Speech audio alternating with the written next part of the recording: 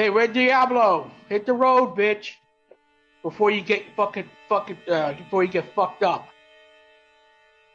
And I would hit the road if I were you, otherwise your mother's gonna get raped.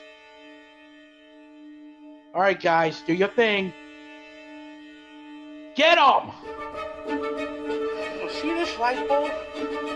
Jimmy, pretend this is your head. Watch this.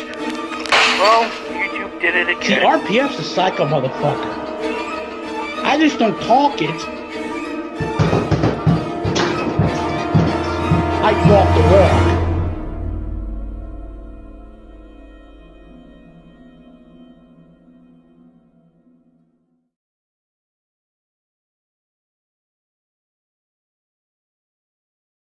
It was a calm fall night, and Mason sends me a text out of the blue.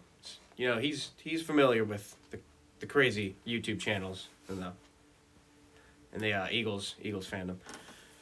He sends me this video, Ranting Philly Fan, and it was a rant. By God, it was a rant on the Minnesota Vikings, the Purple Freaks. That's what it was. I remember now. It was the Purple Freaks. He's like, those purple fucking faggots. We'll kick their ass. I remember we lost that game too. We got killed. So I go on for myself, check things out. And there was a guy, he was arguing, nothing too serious, hit a disagreement. And then, you know, the Red Diablo comes in. Hit the road, bitch.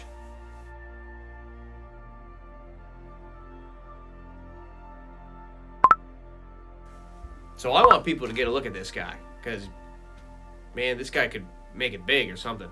And I send this to the chat, and people go ballistic. Hey, Red Diablo, hit the road, bitch, before you get before you get fucked up. And I would hit the road if I were you, otherwise your mother's gonna get raped. All right, guys, do your thing. Get 'em! Yeah, Red Diablo, I would suggest get out of here before I fuck you up and I get my boys to rape your mother right in front of your face. Okay. Goodbye. Well, I thought he was a total nutcase at first. All of his videos filming too close to the screen and everything. And he wasn't very intelligent on what he was talking about. He was more of just a ranting Philly fan. His name, he just ranted. Wasn't very much intelligent, so I knew he'd be a good guy to try to get on the case for. I was in awe when I saw this video. I knew this was an opportunity we could not pass up. Now, he will go after anyone, and I mean anyone and their grandmother. Threatens murder, rape to loved ones. I mean, he's gonna get his boys to come fuck you. Don't take it personally, he says it to everyone. Now, if he's actually done it, that's yet to be proven. We're just doing the interview. Just go set up the green screen and stuff and do the photos.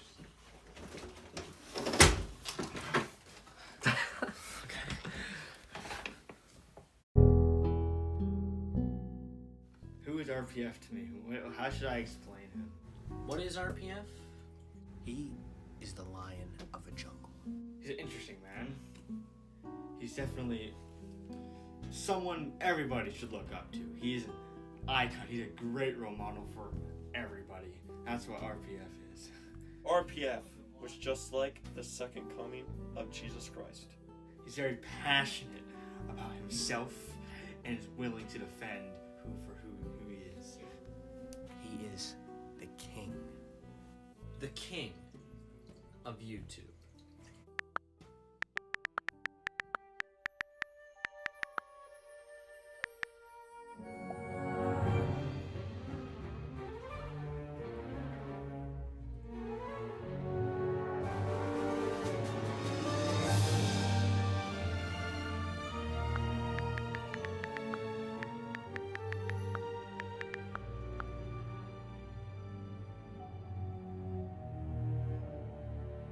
Well, again, for the 1,000th time, I'm back.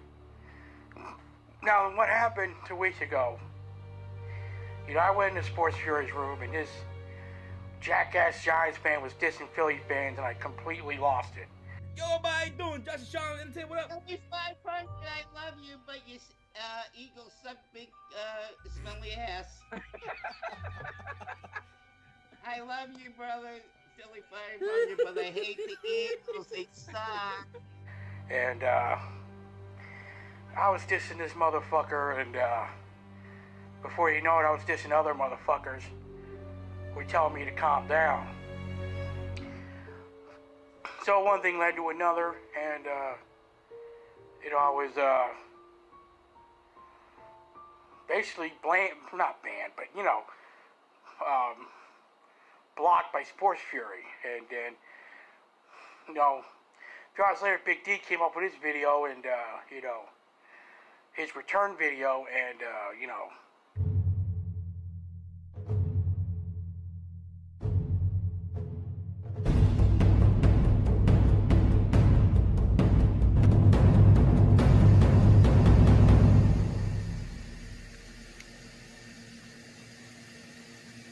I'm back. Miss me? Yep, that's right. Lock up your daughters, because Big D is back. he, basically reminded me of the, incident back in May where, you know, I went a little crazy in 500's room and on a live chat. But that Giants fan, like I said, that Giants fan who pissed me off 2 weeks ago in Sports Fury's room, I'm gonna get that motherfucker. Nobody disses Philadelphia and gets away with it. You know what I'm saying? And this is for the future, okay? If I find out somebody is really dissing Eagle fans hard in any fucking live chat, okay, in anybody's room, I will, and I fucking repeat, I will seek retribution, and I will rip the fucking hell out of you. Any fucking Giants fan wants to talk their shit, or Redskins fan, or Cowboys fan wants to trash Eagle fans, you're doing it at your own fucking risk, because Ranting Philly Fan is gonna find your fucking channel and get the fucking hell out of you motherfucking faggots! I'm the fucking man here. You don't challenge Ranting Philly Fan, motherfuckers. I fucking win this shit. I'm the fucking man, motherfuckers. You want trash Eagle fans? You gotta pay the price!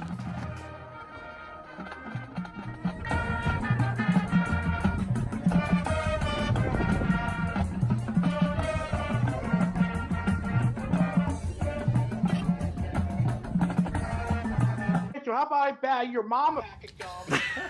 Right? I literally just said I was gonna buy him a pack of gum and teach him how to chew it. It's the Right. I think it's the Al Pacino quote. Right? Then I just fuck you up. By the way, hope your mom dies. Fuck you, Mitchell.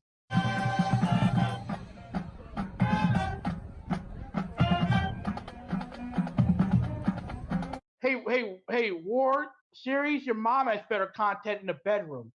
By the way, you should have been canonized as a baby.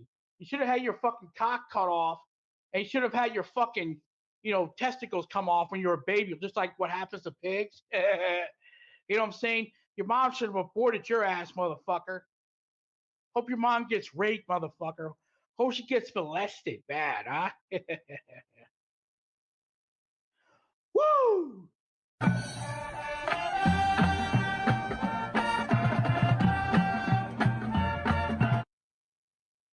Been watching any porn flicks lately? No, I haven't. But I don't mind watching it.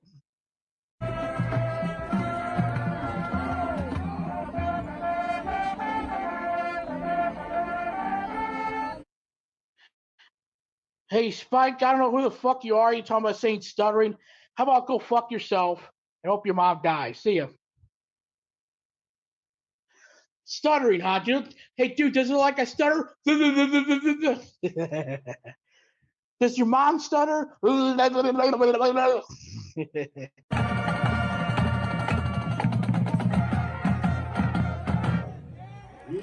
gentlemen, one more cheer for the 2019 Ranting Fan.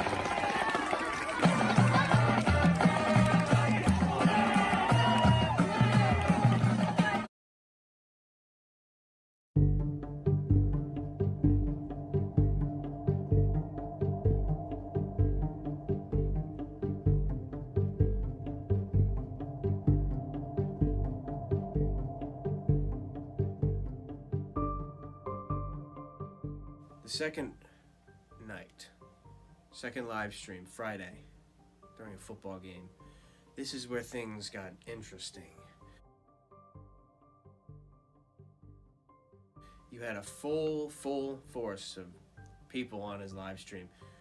Just checking him out, seeing what he's all about, and things are fine at first. He's talking about the Eagles situation in the sports world. Everything's calm. So I was at this football game, and my phone was blowing up, and I was looking through all the messages, and everyone was asking me where I was at, and I told them marching band. At that moment, I realized RPF was live, and it was time for action.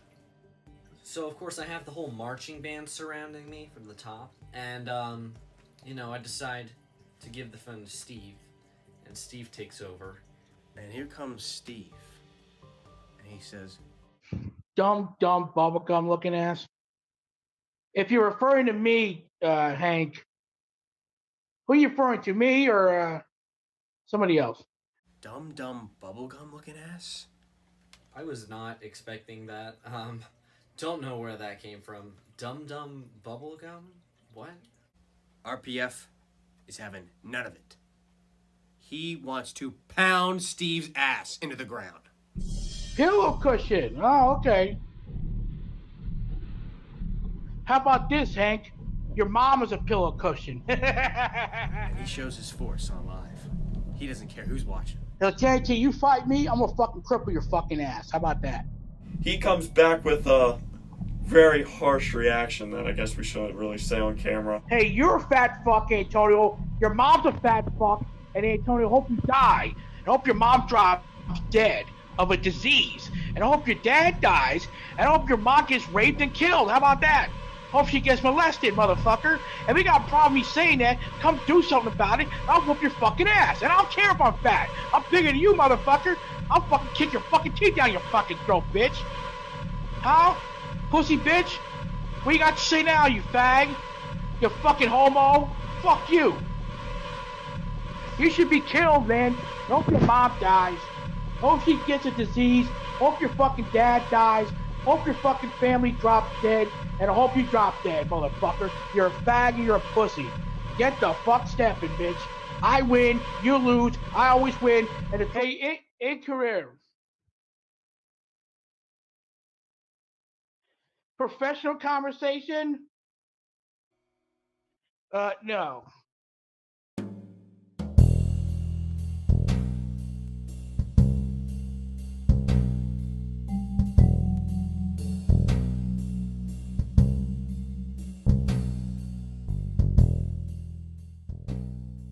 Hey, World Series, I'm calling the shots on him. I've owned him for 2 years, and I'm going to call the shots of your mom because I'm going to fuck your mom tonight, bitch.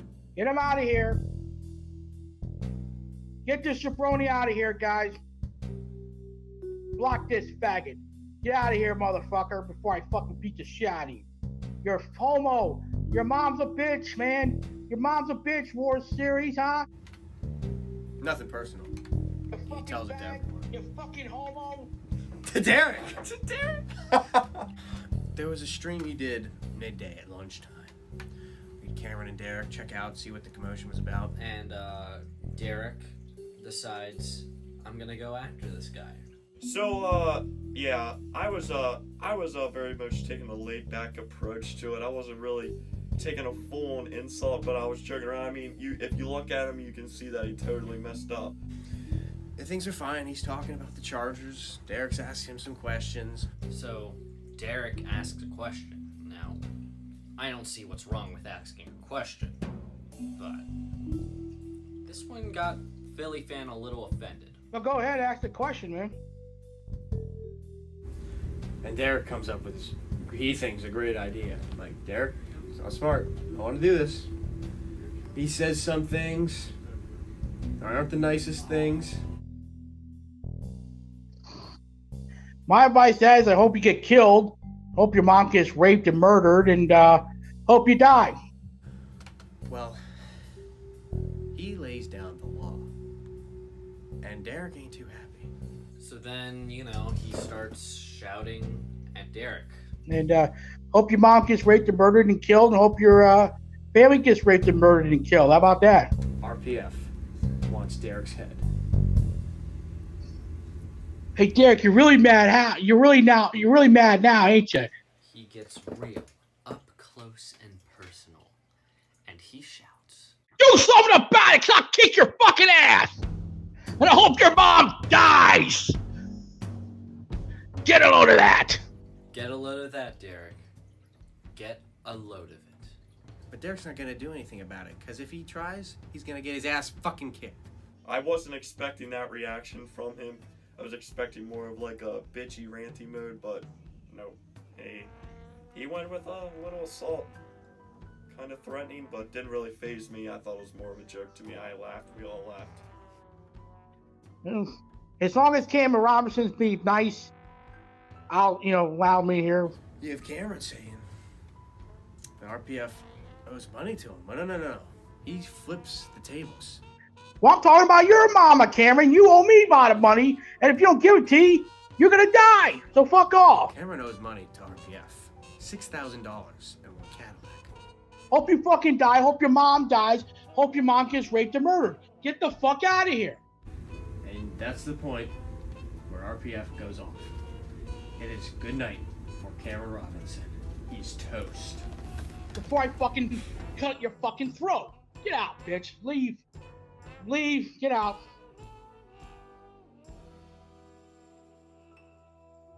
St. Johnson? What's up?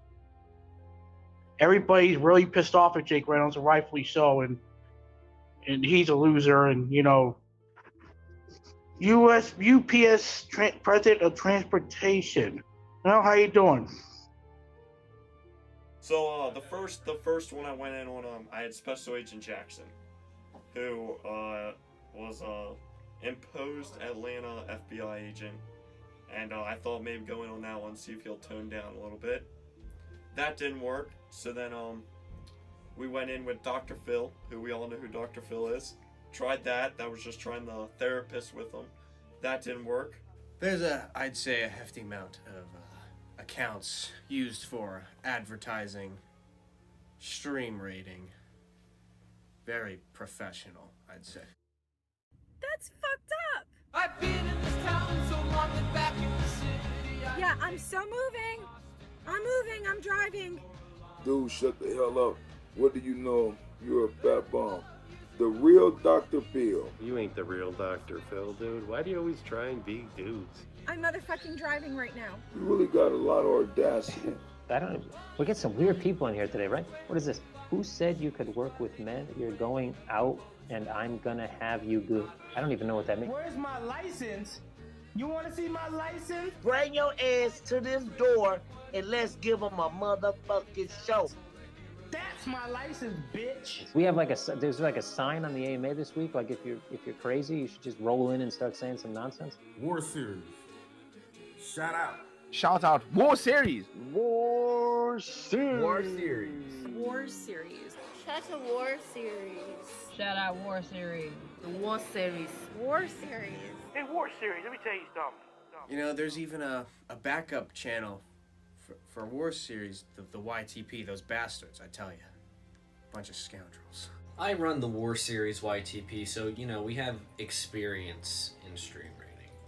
Stream rating, how can I put this, is an art. Well, stream rates, I was there in the beginning. I kind of got busy, so near the end it wasn't really there, but in the beginning I was there. I had St. Johnson, the White Diablo, who else did I have? I'm trying to think. I had some Henry guy. We also had a homeless man. Yankee tough guy? Well, How you doing? No. See, give Yankee Tough Guy a chance here. There were a lot of people on there, but I remember specifically 2 homeless guys showing up on there, just talking, and they ended up becoming moderators. Are you really homeless, or are you just pulling our leg here, dude? This next stream, Derek and I went in with 2 homeless men, one of which became a moderator for RPF's chat. Well, to you guys that are homeless, you know, the only advice I got is go to a shelter or something. So like Diablo, that was St. Johnson and Diablo. Those were my 2 main fake accounts. We would just go on there. I would say a bunch of random shit, try and get him angry, and then he just blocked me or whatever. He'd put me in timeout for the stream. Same thing next stream. But the White Diablo, I didn't do that. The White Diablo actually became a moderator.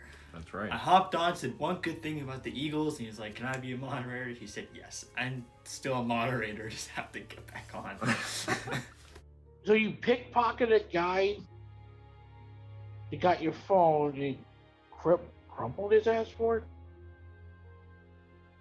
I don't have a girlfriend, but I do have, let's put it this way. I do have fun with the ladies, but no relationship. You know what? Yeah, you can be a moderator. Why not? Like, we're homeless and whatever. And became moderators. It was very easy. He's not so smart up there. I was super excited about this, okay? This was a new step in the way we wanted to take this relationship. Becoming moderator, best thing that's ever happened to me. And we would get 30 minutes in and they start fighting each other. And you know, these 2 homeless men, they don't really like each other. Yankee, jeez. At least Walter doesn't like Yankee Tough Guy. Well, Walter, if you and Yankee want to go at it, go ahead. And you know what? RPF starts to recognize. Wait, Walter, who are you calling a fat fuck? You're not calling me that, are you? Oh, okay, Walter. How about this, motherfucker? Want to go there? Then I hope you die. How about that? And I hope your mom drops dead. And I hope your mom gets raped and murdered and molested and sexually assaulted. There's fights going on in the chat. You know what? Get one the hell out of here. You don't want to deal with that. How about that? Walter, hope you die, motherfucker. Wait, what are you doing? Wait, whoa, wait a minute. Lance Benson, you know, he's kind of the middleman. He doesn't really try to do anything wrong. Lance, what are you doing? What are you doing? You unhidden Walter. Man, Walter called me a fat ass, dude. What are you doing? That wrench on RPF's channel is the Iron Fist. And that guy, I blocked him because he called me fat, so I called him a bitch. And I told him that, you know, that homeless fuck, I'll fuck him up. It's that simple. Yankee Tough Guy. Walter's a faggot pussy bitch. Yankee Tough Guy, who was the imposed homeless man. Yep. And then we had a couple accounts sucking nuts RPF, just copying him. I know I got an imposter. But he hasn't said anything stupid yet, so that's why I didn't, block him. But if you guys want to block him, fine, go ahead.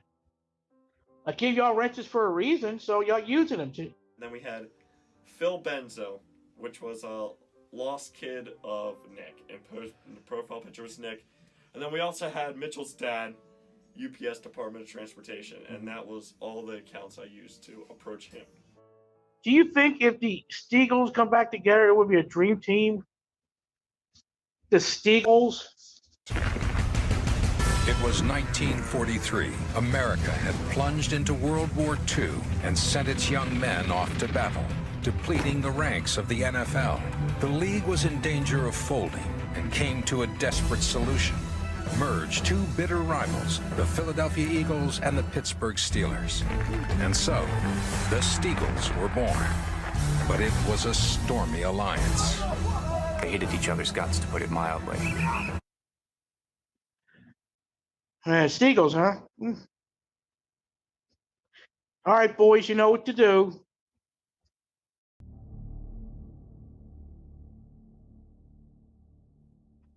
And if you got a problem with me saying it, come do something about it, and I'll fucking beat the shit out of you. How about that? I don't give a fuck I'm fat. I don't give a fuck that I have missing teeth. I don't give a fuck. Is this the best your trolls got? Is this the best fucking shit you got? Whoopee, I got Mr. Team. I don't give a fuck. I don't give a fuck I'm fat. Who gives a shit? That's the best you got, you fucking amateur pussies? Come on. Get the hell out of here. So I go in on one of RPF's streams one night, and he is just not having it. It's not a good night for him. This was about 1 year ago. RPF is steamed. I am mad as a motherfucker. I'm getting sick and tired of this shit.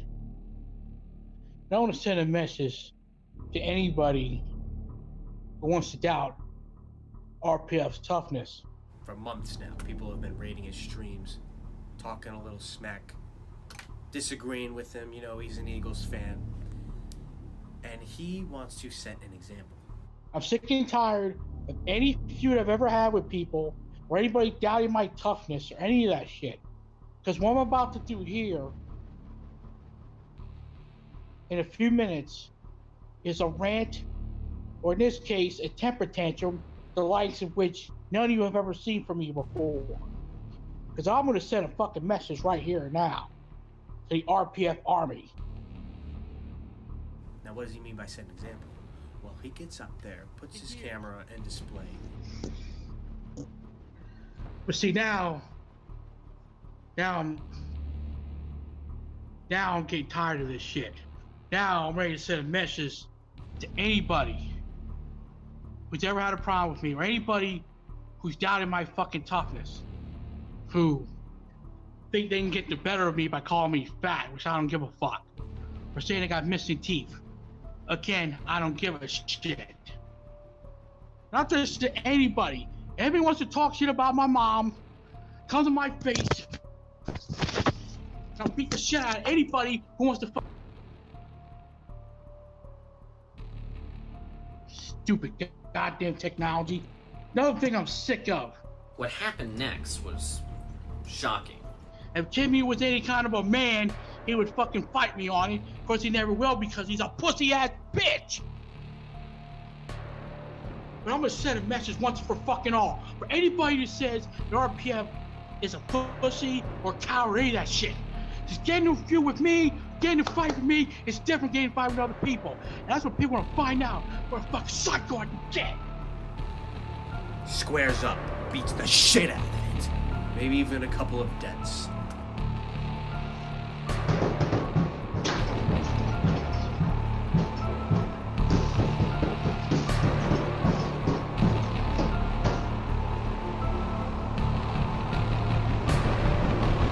Do I make myself perfectly clear?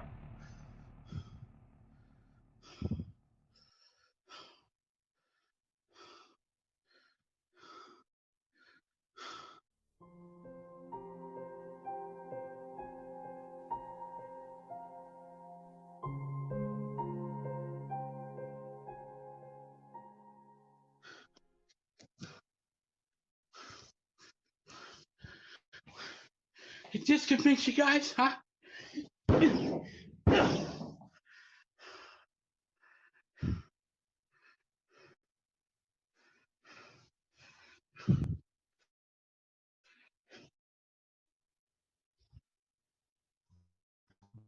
I have totally lost my fucking mind now. He seems really upset about something, and I assumed that, you know, it might be the Mac Hollins incident that happened that day, I believe. Mac Hollins had hit a football player in the head with his helmet. And the football community did not like that. Especially RPF. You don't hit other people with your helmets and get away with it. RPF taught me that. Did anybody see what I had to fucking to my own fucking refrigerator? So, you know, I was just gonna sit back and watch. I wasn't gonna do anything to tempt him. I didn't want to tempt him. But Matt Collins fan did.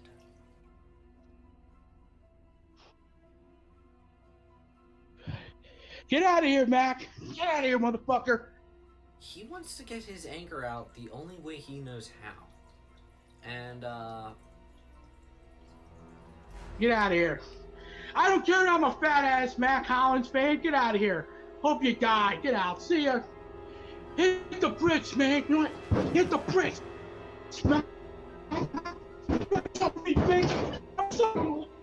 You ain't shit, motherfucker. You ain't shit. Damn anybody else.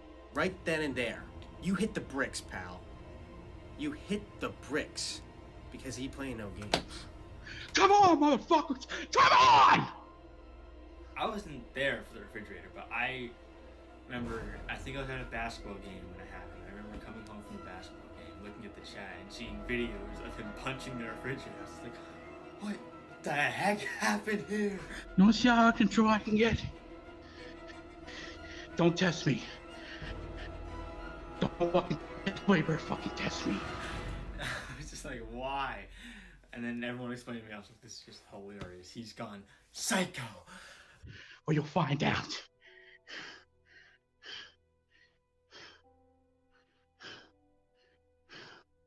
I've had enough. Dave, I'm Salita. I've had enough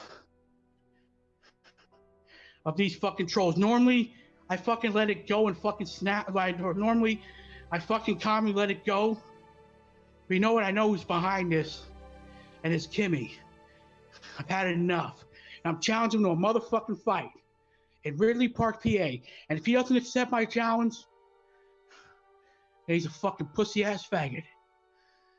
Out of his fridge. Oh, okay, so that was actually you edited that clip and gave it to me. Yeah. I made a couple TikToks out of that on how to relieve stress. I made myself perfectly clear. Like notice me. Do you ever notice? Talk about my dick without my permission. It's different getting fighting other people. When you're spending every day on your own, and here it goes. I'm just a kid, and life is a nightmare. But when I wasn't there for that stream.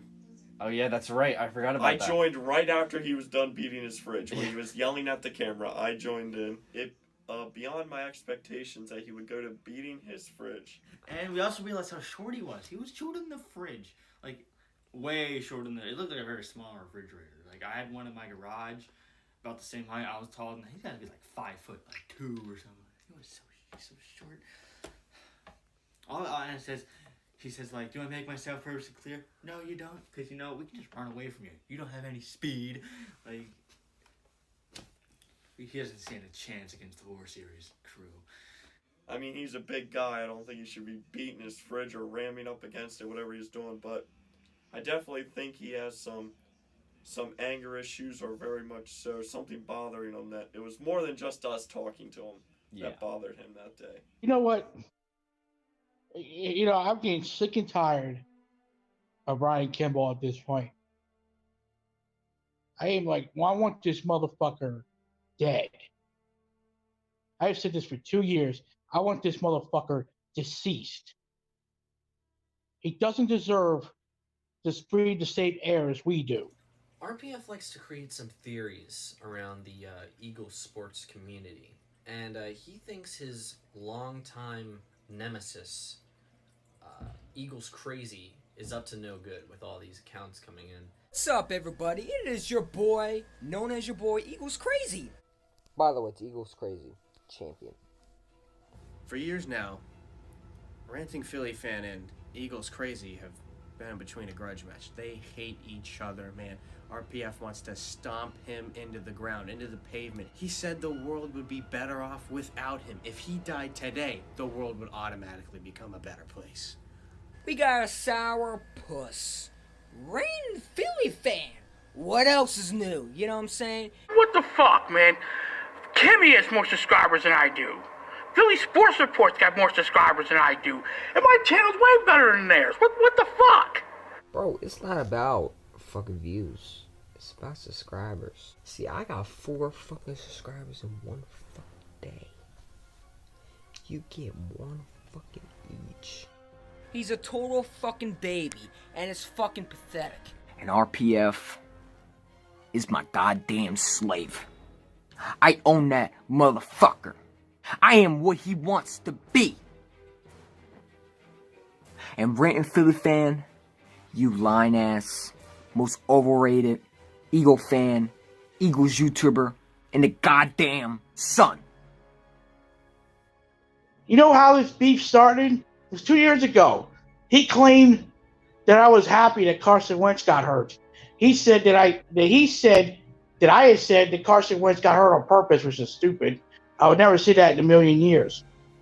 I'm still waiting for that video that you deleted, that live stream that you deleted before you blocked me, when Dorothy was on your channel and you singly said Carson Wentz snapped it on purpose. That you said Carson Wentz is nothing but an injury-prone, garbage-ass, overrated quarterback. He can't win a fight against anybody, man. He can get fucked up everybody. Man, if Kimmy fight me, I fucking cripple his fucking 60-pound ass. You know what you are? It's like I feel like I'm a ventriloquist teacher and you're the dummy and I'm pulling your strings. I've been doing that for 2 fucking years. You're a puppet. And I pull your strings each and every day. I need y'all help. Let's get Ranting Philly Fan off fucking YouTube. Ranting Philly Fan 20. Hey, what's your name? What? You don't even make sense, bro. Get out! You're not welcome here! I told you your ass is mine! Get out! I'm very dangerous! Get out of my face! I'm asking you. Alright, you know what? You're dead now. I asked you nicely. I've had enough. I'm challenging him to a motherfucking fight in Ridley Park, PA. And if he doesn't accept my challenge, he's a fucking pussy-ass faggot. And, you know, he just doesn't realize it's not him. It's War Series. So, Phil Banker, you don't think it's Kimmy. You think it's probably other people. You know what? I think it's Kimmy, him or his boys or his trolls. And normally, I fucking am calm, but you know what? I can't hold it in now. Like, now I'm ready to fight. Hey, I'll fucking kill the War Series crew, okay? I don't give a fuck, Phil. There's 60 people. Fuck those punk motherfuckers. They're trolls. I don't give a fuck. I grew up in a fucking ghetto, Phil. You think I give a shit? Hell, okay. Well, in that case, come at me. I'll fuck you up. I'll beat the hell out of your motherfucking friends, and I hope your moms all get raped and murdered. Fuck you. Get out. Bye-bye. Woo! No, I bamboozled you, motherfuckers. You want to come at me? I'll kill your motherfucking ass. Let's go. The next day, I get a notification from Derek, and he sends this video from RPF. Not good. Hey, War Series, let me tell you something. You want to come after me? Just you win, RPF. You're this grass. We're coming after you. Try it, motherfucker. Now, he's threatened many times my actors, the company of War Series, and I say, okay. Well, it can be all talk, but we'll see if there's any actions that can be taken. Come on, white boys. All your mothers are bitches, and hopefully all your mothers fucking die. You know what I'm saying? Hope all your mothers get raped and killed. How about that, huh? So bring it on, white boy. You Nerf football faggot middle-class pussies. Bring it on.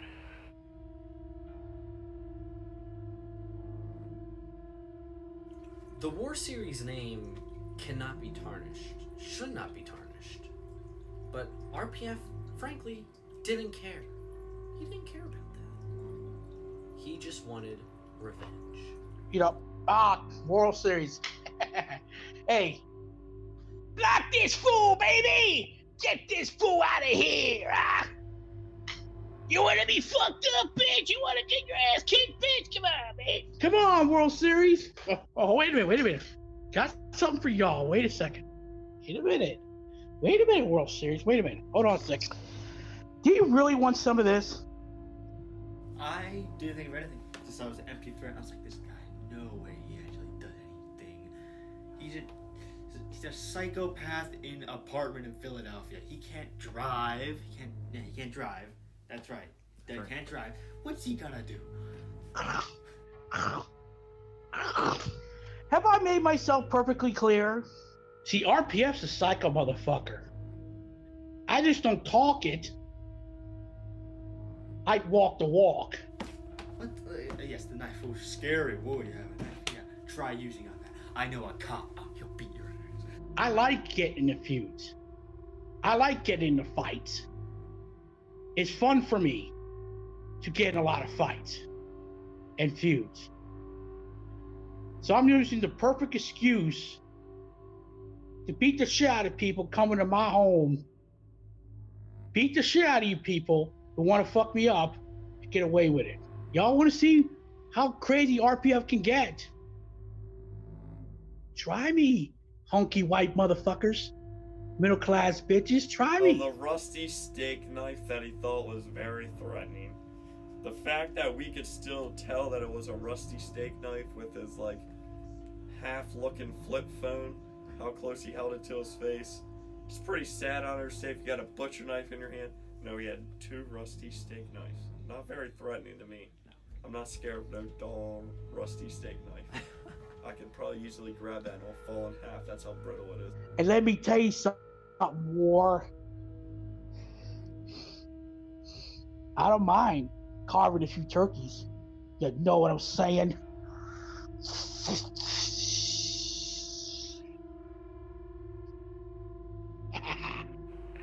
Y'all really want to try me, War Series?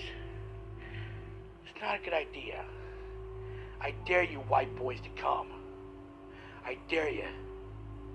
I'll take on 60 of y'all motherfuckers.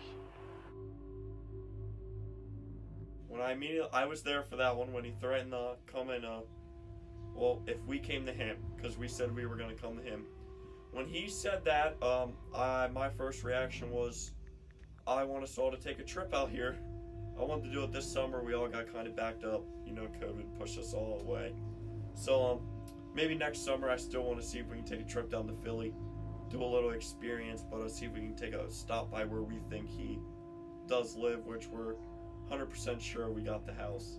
So, stop by, knock on the door. I doubt he's going to be able to do anything in person, but my first reaction was, let's go down there and see if he can talk the talk in real life.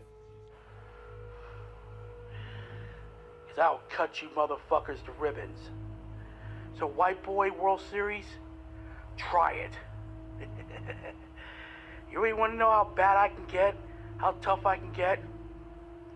Come to my crib, and we'll see what happens when your miserable lives are crippled for the rest of your lives, and your fucking poor ass mothers fucking look at your fucking sorry asses in the hospital with broken legs and a broken jaw.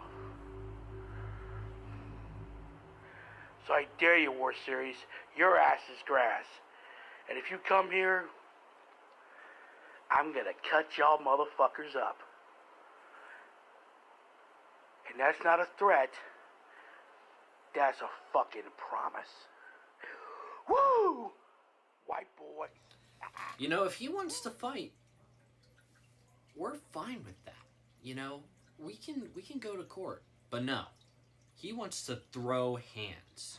Well, I say let's bring the fight to him. So we do a little digging. RPF ain't playing around. RPF's a pretty simple person to figure out. If you're cool with RPF, RPF will be cool with you right back. But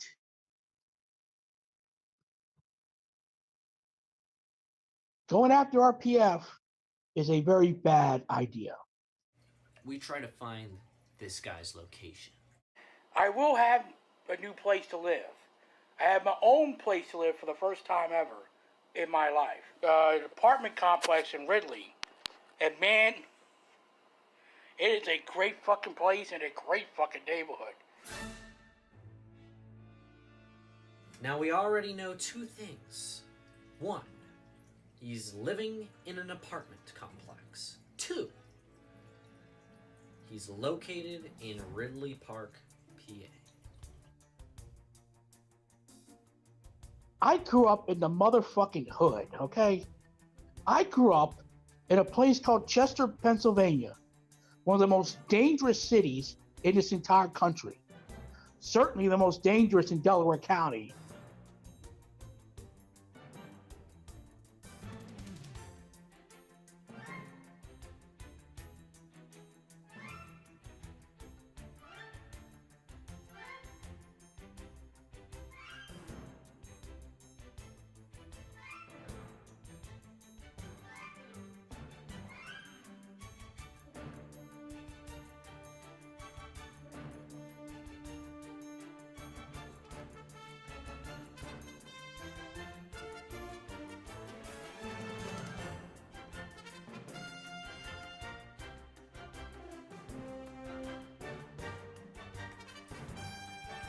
we start analyzing everything. Every square inch of that apartment. Studied. I know the entire layout of his apartment, and it's all up here.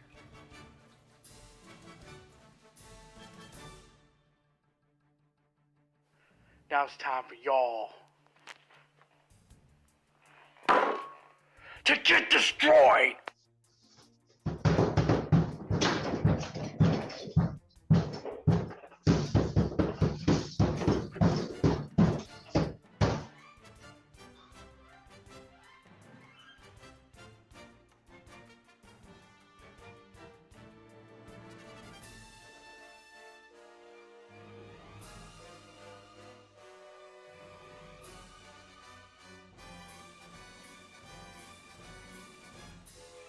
You fucking paid for this shit today. I fucking missed 2 fucking Sixer games and fucking missed the Eagle game this weekend.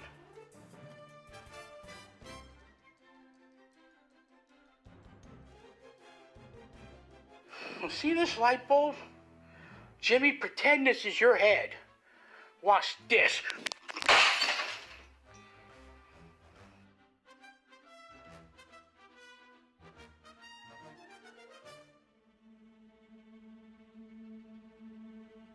To pay for a fucking phone bill when it's the only entertainment I fucking got? What the fuck is that shit about? Do I make myself perfectly clear?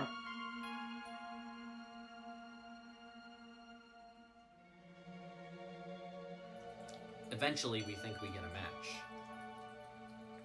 with a little place in Ridley Park called Stonewood Village.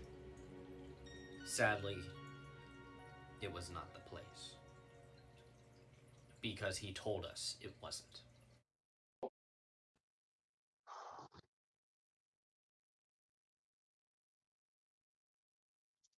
Hey, what's up, one?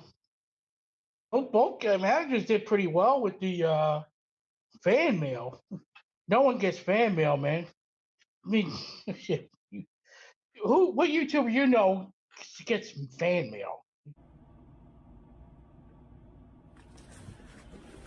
Now, I don't know about you guys, but I'm thirsty as fuck. Woo!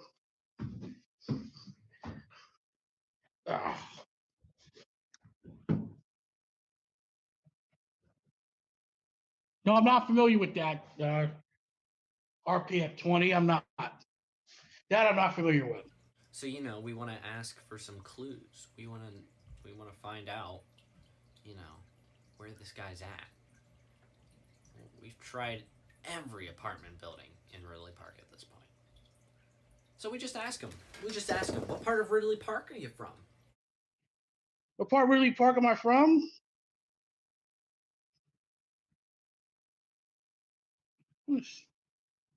Well, we're up by Dolan's Pub, I guess. Bingo. Dolan's Pub.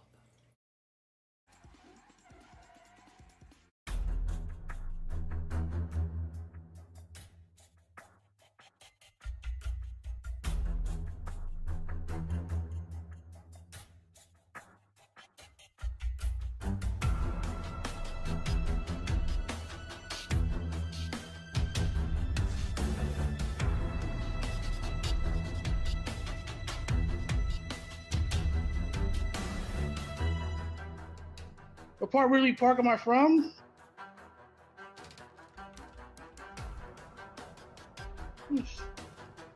Well, we're up by Dolan's Pub, I guess.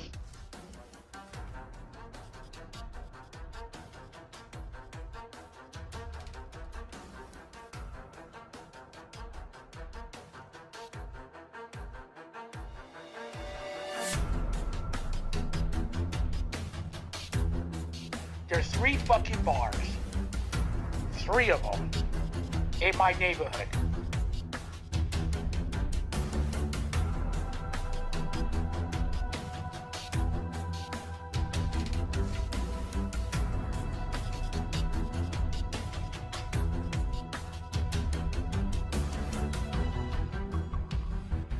See this light bulb?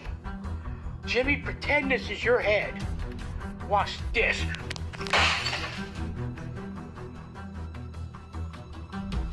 You feud with me, getting in a fight with me is different getting in a fight with other people. And that's what people want to find out. What a fucking psycho I can get.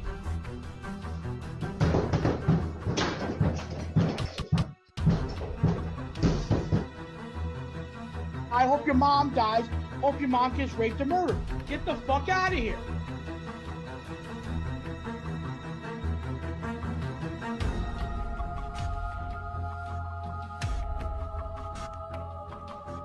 There's double-decker pizza. There's an Italian restaurant shop.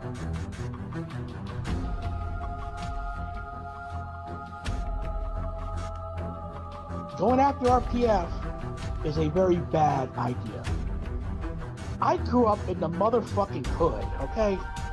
I grew up in a place called Chester, Pennsylvania, one of the most dangerous cities in this entire country. My God, talk about striking gold. Huh, Ranting Philly Fan has struck gold. Come on, bring this on, boys. I want 100 views of my live stream. Let's go. Hope you all your mothers get raped and killed. How about that, huh? Let me tell y'all something. You white boys want to come to my town? You're gonna get cut up, bitch. You're gonna be cut up. So I got a couple of guys to do some research, in case we're gonna have to get in some legal battles. I'm worried for my people here. They're being threatened. And we find, just do quick research, 17 criminal charges? Now, I knew the guy was bad, but I didn't know he was this cold-blooded. And we also found an address and an apartment building that looked eerily similar to his room. And we thought, this has to be the place.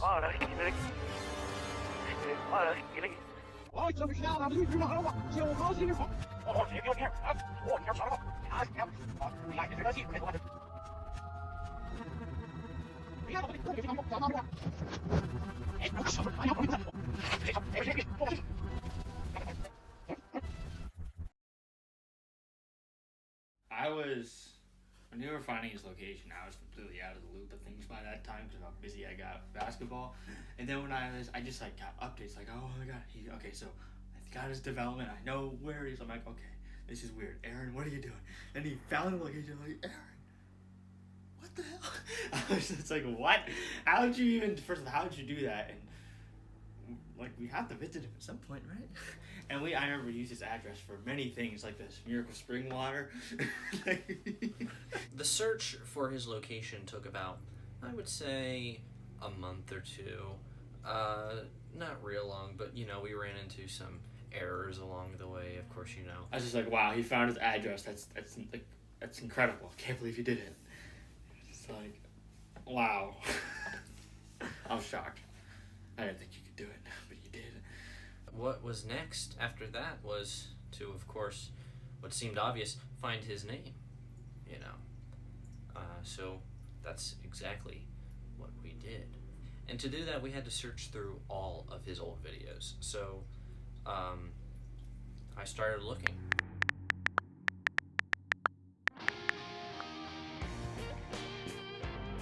Well, I'm pretty pissed off right now. Because now I gotta fucking start over again. Apparently my live chat's been fucking flagged. So I can't do no more. So I have to go use another YouTube channel. Not only did I look through his channel videos, but I looked through some of his older channels that he had as well. I knew that he had deleted some, of course, but I didn't know how many he deleted or how many he just let go.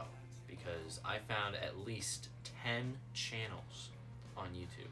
I think in total he had over 15, but I don't know. It's a mystery at this point, because who knows how many times he was given the boot. Apparently, and this is bullshit, but apparently YouTube accused me of copyrighting the video when I didn't copyright nothing. I fucking didn't copyright any fucking videos. This is fucking ridiculous. But I'll tell you what, every single video is an instant classic. Ranting Philly Fan 18, and please subscribe to my channel. I apologize for these errors. I keep changing every 5 seconds. Some of it's my fault and some of it isn't. Just once I'd like to get a fucking channel where I can fucking build subscribers up, build a fan base up, and have a channel for a couple years. Not every fucking couple months. Or in this case, once a week or twice a week and all that shit. Fuck. It's the battle with some people. You know, I am really pissed off right now at Darius, this Desert Eagle. You don't fucking beat the shit out of you, bitch! Come on! He's got reviewing coffee. Just what you see here is caffeinated. I think it says Arabian or whatever. Mustard. That's right, Philly Pretzel Factory mustard. I got 40 pretzels. He live streams himself sleeping. You know, it takes a pure genius to think of that. Pay for a fucking phone bill, but it's the only entertainment I fucking got? What the fuck is that shit about? If anybody tries to cross me, I'm gonna kick your fucking ass, period! Ranting Philly Fan shaved off his head, right? Shaved off his mustache to look like me. And so I'm gonna sue Ranting Philly Fan for $67 million. I punked that goofball Kimball for 2 years. If anybody's got a problem with me, talking about Kimball, too fucking bad. Don't do it. Don't piss me off, I'm telling you. Don't fucking piss me off.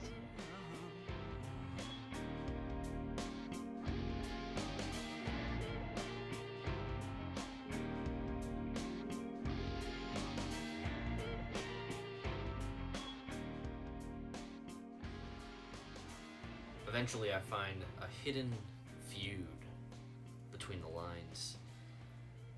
Philly Jim and RPF. The light bulb? The light bulb. Yeah, let's talk about the light bulb. Then you throw the light bulb on the ground too. Like, whoa, big man. Literally a big man. But seriously, big man, you're so scared. Yeah, I'm not scared of him. I don't think any of us should be scared. None of us are scared of him.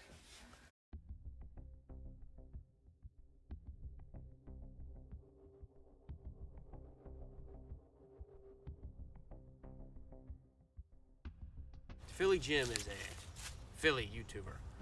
Now, he has an interesting relationship. It's kind of mutual at times, other times. RPF hates the guy's guts. Like, come on. He made himself clear when he threatened to kick his ass alongside Joey Shakes. Philly Jim and Philly Shakes, they're like peanut butter and jelly. You can't go anywhere without them. And RPF is just the bread. You know?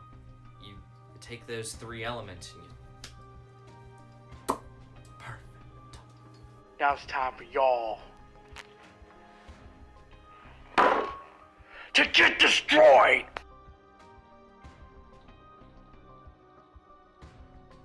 Philly Jim coming at you guys with a live stream with my boy Joe Shakes.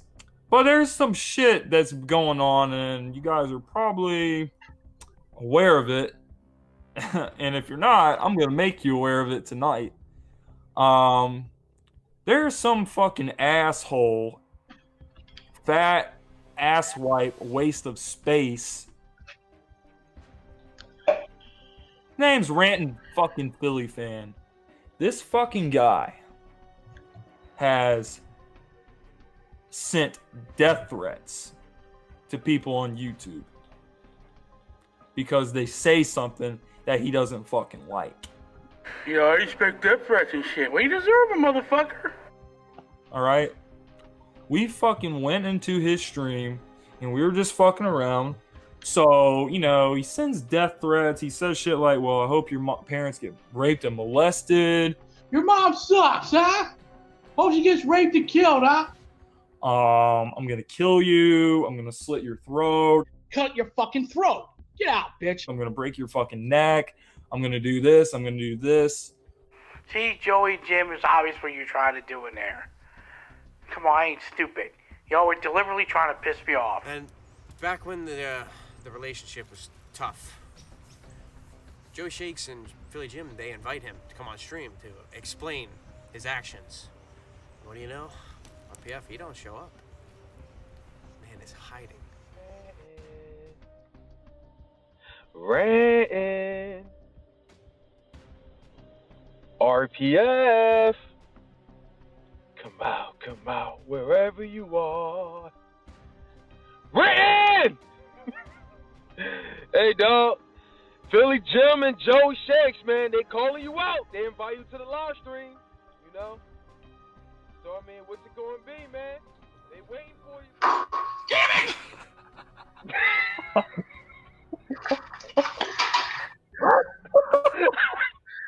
Guess what? Y'all made the biggest mistake of your lives. Because now you're fucked.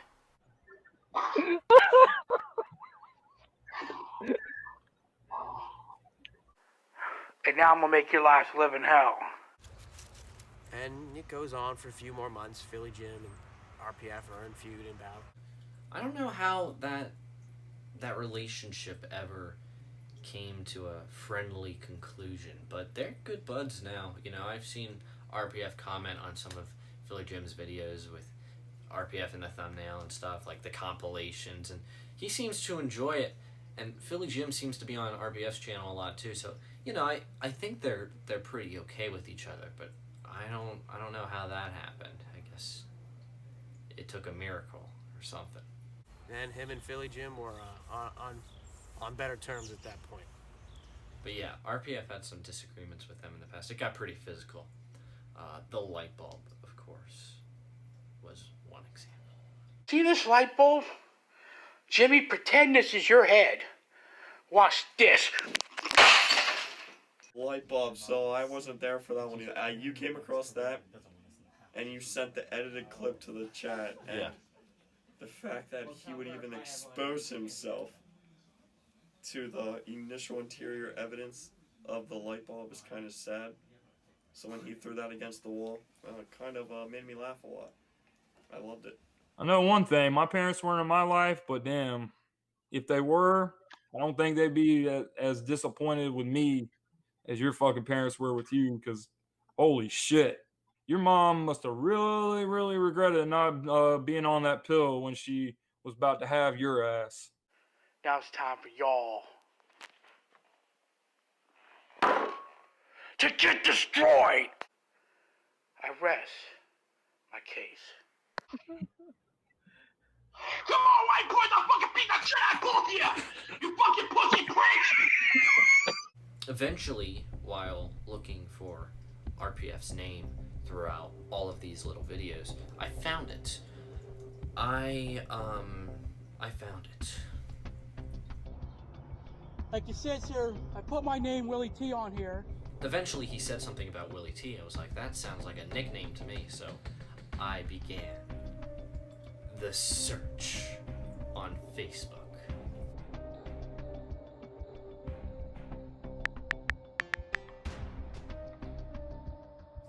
On Facebook, he has one account. One. RPF. Ranting Philly Fan. Nothing on it, but he does have a few friends. He's got a few friends on there. So I looked at their profiles, and I looked at their friends list. And, you know, I took my time. I started scrolling down. I started searching Willie T or something like William. And eventually I found it. William Thomas. There's some amazing quotes. And I've used them in my time too, with every opportunity I can get. I'm a unique person. I'm not afraid to say odd things.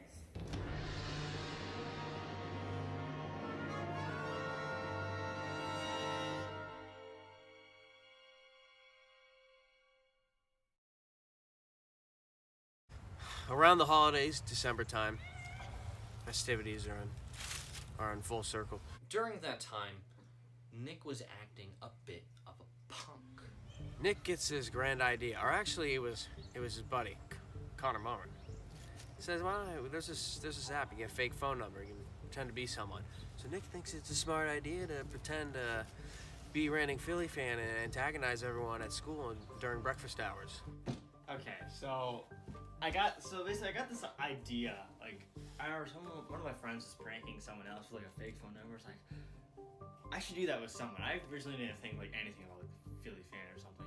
I'm like, yeah, so basically got this fake phone number after. On the way home, I forget what game it was. I think it was like York Tech or York. No, it wasn't. Okay, so I was sitting with Connor Mummer, and I was just like, hey, should I try? I was like, what should I do? And I was like, hey, should I like prank him and say it's Philly Fan texting him? He's like, yeah, do it. So I text you with the fake number, and he believed me right away. I remember I texted him, he immediately texted the group chat. I was like, guys, he texted me. It's like, I was just like, I was laughing so hard. Well, not too hard because the coach would have yelled at me. It's like I died laughing. But like, I was just like trying to hold him out. Well, like, they think this is legit. This is actually the actual RPF trying to call out. Somehow he found our numbers. I don't know how he would have done that. No, they didn't think that one through clearly. I get this strange little message on my phone from Ridley Park area code. I forgot what I said, but I was just texting him. I was gonna come and like find him and like beat him and get rid of you guys or whatever, just giving you threats and stuff. And they start giving me these horrible, nasty looking threats. I'm like, I might not know who you are. Can I get some credentials here? You know me, William Thomas. And you guys are like texting and like it was crazy. It was really fun. So then I went to bed and just ignored you the next morning. And that's on the bus. And I told Mitchell, I was like, yo, you know how Aaron was saying that Philly Fan texted him? Yeah, that's me with a fake number. He was like, oh my god. And so then you called me. And I was like, yeah, it's actually Nick. He got pranked. No, when he called, the first thing that answered was, hey Derek, we know where you live. And then they hung up. And I'm like, that voice sounds all too original. Yeah. And I knew it. And then we called back. And then I gave it to Aaron. It sounded like and then Ethan. He goes, hey Derek. And it sounded like Ethan or Owen. But then his voice cracked at the end like Mitch's usually does. He tells me to call him, so I call him. We all call him. Derek and I call him. We give him a call. We ring him. And I got punked by the punk. And then I saw the video where Mitchell walks up, Derek gets his pizza, flips it over, slams it on the table. He's just like, what the hell, man? Come on, you guys think about it. Hey, now, we need to talk. Sit down. Dude, he did it with the freaking. What are you doing? Why are you so mad at me? What the hell? Alright, I'll send you anything. Did you hear about that? What was that for? I did not do anything. Bullshit. We were just talking to you on the phone. Now. No, he said this is Mitch. Yeah. You literally said this is Mitchell. Oh my god. Asshole. Now. He just said it in a group. It was this freaking basketball team. He told me, how could it have been me when I was playing Roblox? You think I have two phones? You're pulling my sleeve now. You're a jerk. I had my headphones in, but I'm pretty sure you said it was him. So Connor Shaw was behind this too. No, it was Mummer. He just told me when I got down to the bus stop. It was a freaking basketball team. You're getting mad at me slamming my pizza on the ground when I was playing Roblox with your ass. I was like, and the reason it worked out so well, and I don't even know if you knew this, but like the day of, I think there was a live stream and I put my phone number in his chat. Oh, I did not know that. So that's why it was so shocking to me. Like, it was so coincidental. I was like, oh my god. So we bought it. You called it perfectly, but I remember It was perfect timing. It was. Good friend, right? Good That was the best thing I've ever seen. I gotta hand it to you. Me and Aaron were in film studies. Yeah.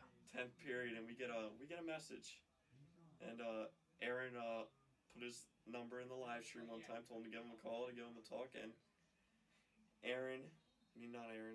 Nick, having his big brain, which doesn't really work all the time, he thought it'd be a genius idea to prank Aaron he had it going for a little while, but his brain's only so big and he gave himself away. So it was funny at the beginning, but afterwards it just turned into a little dumb, stupid joke. I guess that's how a joke ends, but it's funny while it lasted, but he could have fooled himself a little bit better. He had us going for a little bit. To this day, it lives up as the greatest prank phone call of all time. After a while, things go a little quiet. We were wondering, where is he? Where's the man? Where's the legend? Hey, Kelsey, is that you? Hey, how are you? Better now. Feel good? I went to rehab for a month. Yeah. Well, I'm going to rehab. I have my weight problems beginning to be out of control. My drug problems be out of control. I'll be honest to the viewers out there. I've been taking a lot of pills and. One day, RPF goes to rehab, and I was kind of surprised. I was like, "What's going on here, William?" I was like, "What's happening?" And we find out that he went down a dark path. Well, I don't know if me drinking would be a good idea right about now because I'm one of those, how do I put this? I'm not exactly a happy drunk. I'm an angry drunk. So, See, drinking beers, you know how I fucking drown my sorrows nowadays? Take a sleeping pill. There you go. Take a sleeping pill work. He doesn't party with drinking. It's nothing like that. Not alcohol. The sleeping pill problem. Yes. We heard about this the night before a basketball game. I remember this very clearly. The 4 to 5 sleeping pills, right? Yep. Yeah, 4 to 5 sleeping pills at a time. Yeah. At a time, and he took them like 2 or 3 times a day. I think he might have said 4 actually, because I think it was 20 pills a day. Yeah. And that is quite frankly an overdose in my book. I think you're supposed to take 1 when you're ready for bed. And then he went to rehab. Yeah, that's how he went to rehab. And he snuck his phone in, didn't he? He uploaded videos. I was Rand here, talking to you from rehab. I was able to smuggle in my cell phone and my charger, so, I figured I'd do a video to let you guys know how I'm doing. Turns out he sneaks his phone into rehab. He's going in rehab for overdose of some type of medication. And I'd say, well, security must be pretty damn thin if big guy's sneaking his phone in and just no one's going to do anything about it. Okay. My initial thoughts of rehab, I didn't really believe, it was going to help him. I thought he was beyond rehab. He waited way too long to go. And then he got released not too long later, so I don't really think rehab really changed him. It didn't help him, I know that for sure. He's still ranting after he got back from his rehab. And most rehabs, if you're that bad as he was, they would have took your phone. He was still making videos in rehab. I don't know what kind of rehab he was in. Maybe a family townhome rehab, but not a good rehab for him. So it's kind of worthless to me. We're looking through Facebook, and I found out that his sleeping pill addiction was very grim. I was watching a few videos that he had uploaded, and they're hard, man. I know I'm in a college campus here, but I can out-party everybody here. Everybody. Except for maybe a few people. But, I fucking went to the store 2 days ago, right? And fucking, ran into my niece's grandmother. I mean, I don't want to see that bitch. I mean, come on. Not fair. Their other grandmother's dead, aka my mother. So, you know what? Fuck it. My friends across are gonna party. Everybody parties. My friends party. They party with alcohol. I party with this. See this? I party with pills. Yes, I have a drug problem, and yes, I don't give a fuck that I do.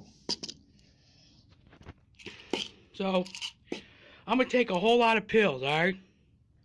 I don't give a shit what happens.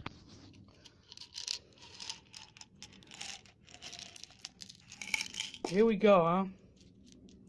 Since I get nothing in return for nothing, so everybody likes to diss me, right? Let's see. 1, 2, 3, 4, 5, 6, 7, 8, 9, 10. 10 sleeping pills, right? Let's see the college kids do this, huh? Hell, let's see people my age do this, huh?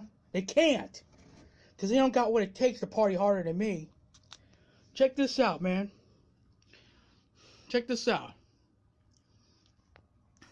Yes? All these pills about to go in my mouth. And I don't care.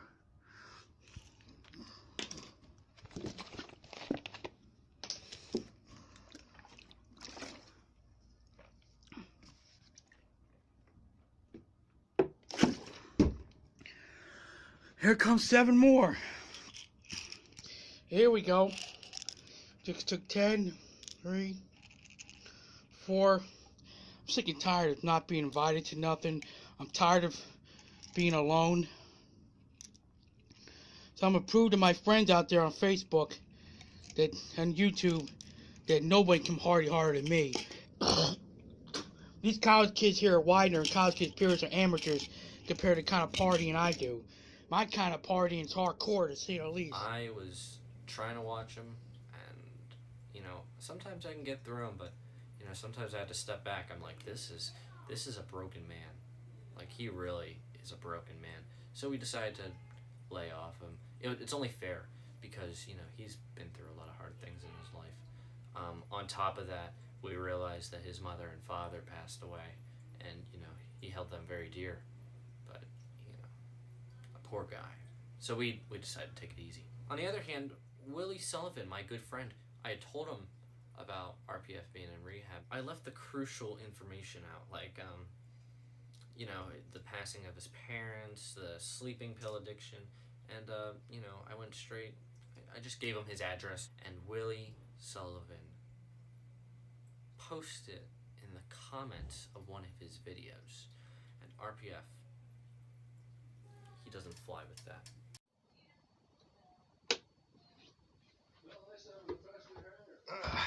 Alright. Ranting Philly Fan. Remember the time I have made a video about something, can't remember exactly what it was, but thought it would be funny, so went on there, kind of leaked his address and stuff, and long after that he got sent to drug rehab. He made a video about like him saying he's gonna cripple me somehow while he's in freaking drug rehab for me making that comment on his YouTube video. Don't know exactly how to feel about that. Right now, the only comment on this story is that I have 10 out of 10 would leak again. So Willie Sullivan had some inside information. He goes on one of RPF's live streams, leaks his address, and this is personal information now. I mean, Ranting Philly Fan doesn't want to give out his goddamn name, for Christ's sakes. The address? Oh, hell no. He flips. He's gonna kick Willie Sullivan's ass. He makes a personal video just on Willie. I don't remember the actual video. Maybe Willie does. But I have a photo, a screenshot. I have a screenshot of one of the title. He was not playing any games. No games were being played with RPF. Well, it seemed clear to me that someone that came across that video not having any of it. They are pissed. They report it to YouTube. YouTube does some research. I mean, I know this guy's had 6, 7, maybe 8 past channels before, so they got history with him. They might, I don't know, who knows, they might have like a personal employee that is like a watchdog on that guy. But yeah, he gets, within maybe even 12 hours of the upload, booted off YouTube. But you know what? Ranting Philly Fan don't give a damn. He'll just keep coming and make another account. Make another one. He don't give a shit. I don't remember much about this. It's a little fuzzy. So like, I just remember talking about how he's in rehab and he came back and we're like, he's back.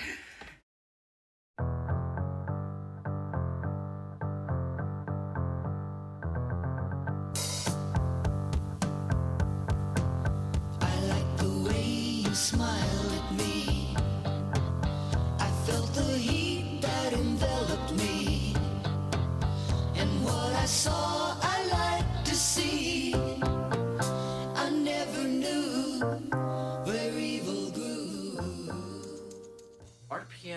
makes his return. Glorious day. I was excited. I was like, the world can return to normal again. We are at peace. And, you know, as crazy as it was with COVID, Philly Fan was not taking it so well. You know, this video I'm about to do here, it's one of the most maddest videos I've ever done. And that's saying something. For 4 years, I've done a lot of negative videos.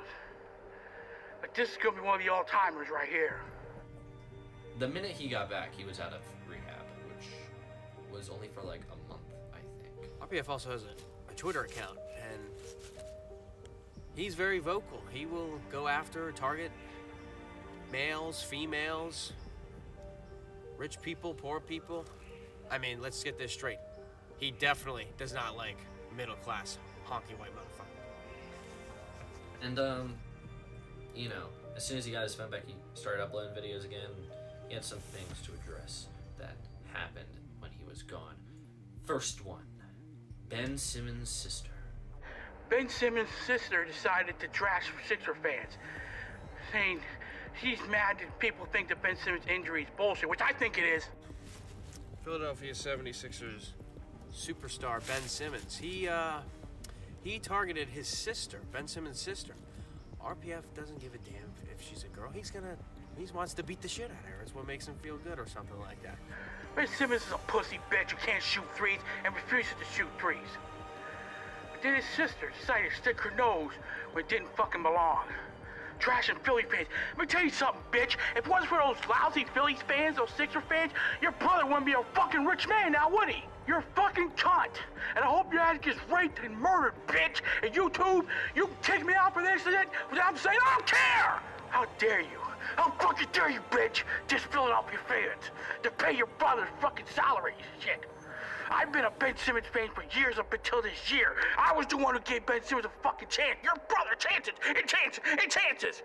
And he's never gonna live up to that fucking talent. He's never gonna live up to his fucking hype. You should have stuck your nose where it didn't fucking, you should have fucking stuck your nose out of the people's business. And I just fucking dish your ass on Twitter, bitch. You ain't shit. If you get raped, good.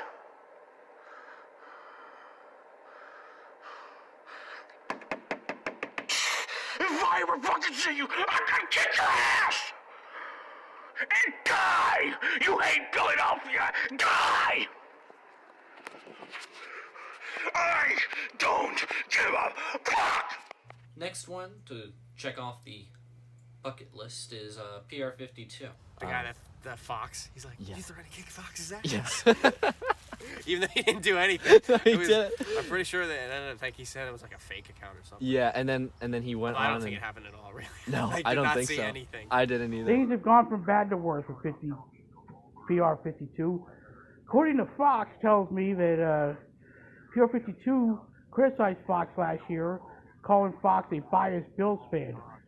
So it's not, you know, PR52's business to tell Fox what to do in his own channel when he's not even an Eagle fan, he's a Bills fan. But now you want to kick Fox's ass? Let me tell you something, man. You want to kick my ass? You fought me, I'd drop you like a fucking sack of potatoes, okay? PR52, now there's been some rumors going on around YouTube at the time that PR52 threatened RPF's good buddy Fox, one of his moderators, and RPF doesn't roll with that. You know, even though there's no evidence to these claims, I looked personally. I looked through live streams, videos, comment sections. I was looking everywhere, and there's no evidence, but RPF doesn't need evidence. He jumps right to the conclusion. I come from the ghetto, bitch. You got no shot against me, bitch. Alright? And I always defend Fox. You want to fight Fox, you're going to fight me. And I will fuck you up. I don't even know what happened to that guy anymore. PR52. I haven't checked him out in a while. I did see that I recorded his entire video where he is like, this is fake. He's threatening my wife That's right. with the virus. Threatens not only PR52, but his wife. Nasty stuff. PR52 addresses some of these claims against him, these threats, in a very civilized manner. So, you ever come near my way, I will kick your fucking ass. Brutally kick your fucking ass. I hope you die. Hope you get this coronavirus and dies. And hope your wife gets coronaviruses and dies. How about that? How about it? Hope your wife gets raped too by any man. I don't give a fuck who. You know what I'm saying?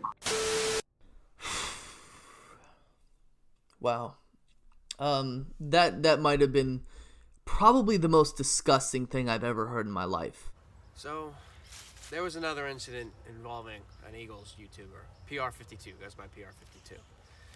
It was alleged that he made some threats to another YouTuber, threatening to kick his ass, something along those lines. And RPF was close to this guy, Fox. And RPF believed it. Rumors aside, he believed that it was him, and he wanted blood. He was going after PR52, threatening his wife, threatening COVID. This was back in March now. Think about this. Severe times. He wanted to rip the dude's guts out, for Christ's sake. I'm going off. Like, let's back up here. You gotta at least let the man apologize. He's an adult here. RPF doesn't take this so well, and he decides, you know what? Every person who's done him wrong, their time is up.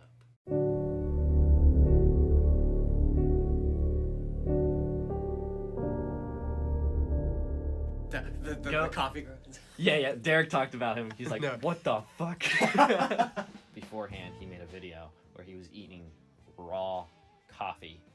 So, like, Yes, he was eating the coffee grounds. Yeah. Well, I am a crazy son of a bitch. And as Big D was saying, you know, I'm proud of the fact that I'm crazy.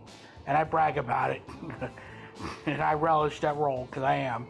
After he got over his, well, I don't know if he got over this, but a few hours after the Ben Simmons' sister incident and a couple people on Twitter he was targeting, this guy decides to pull out the coffee grinds. I don't drink regular coffee, hot coffee, because I can't stand hot coffee.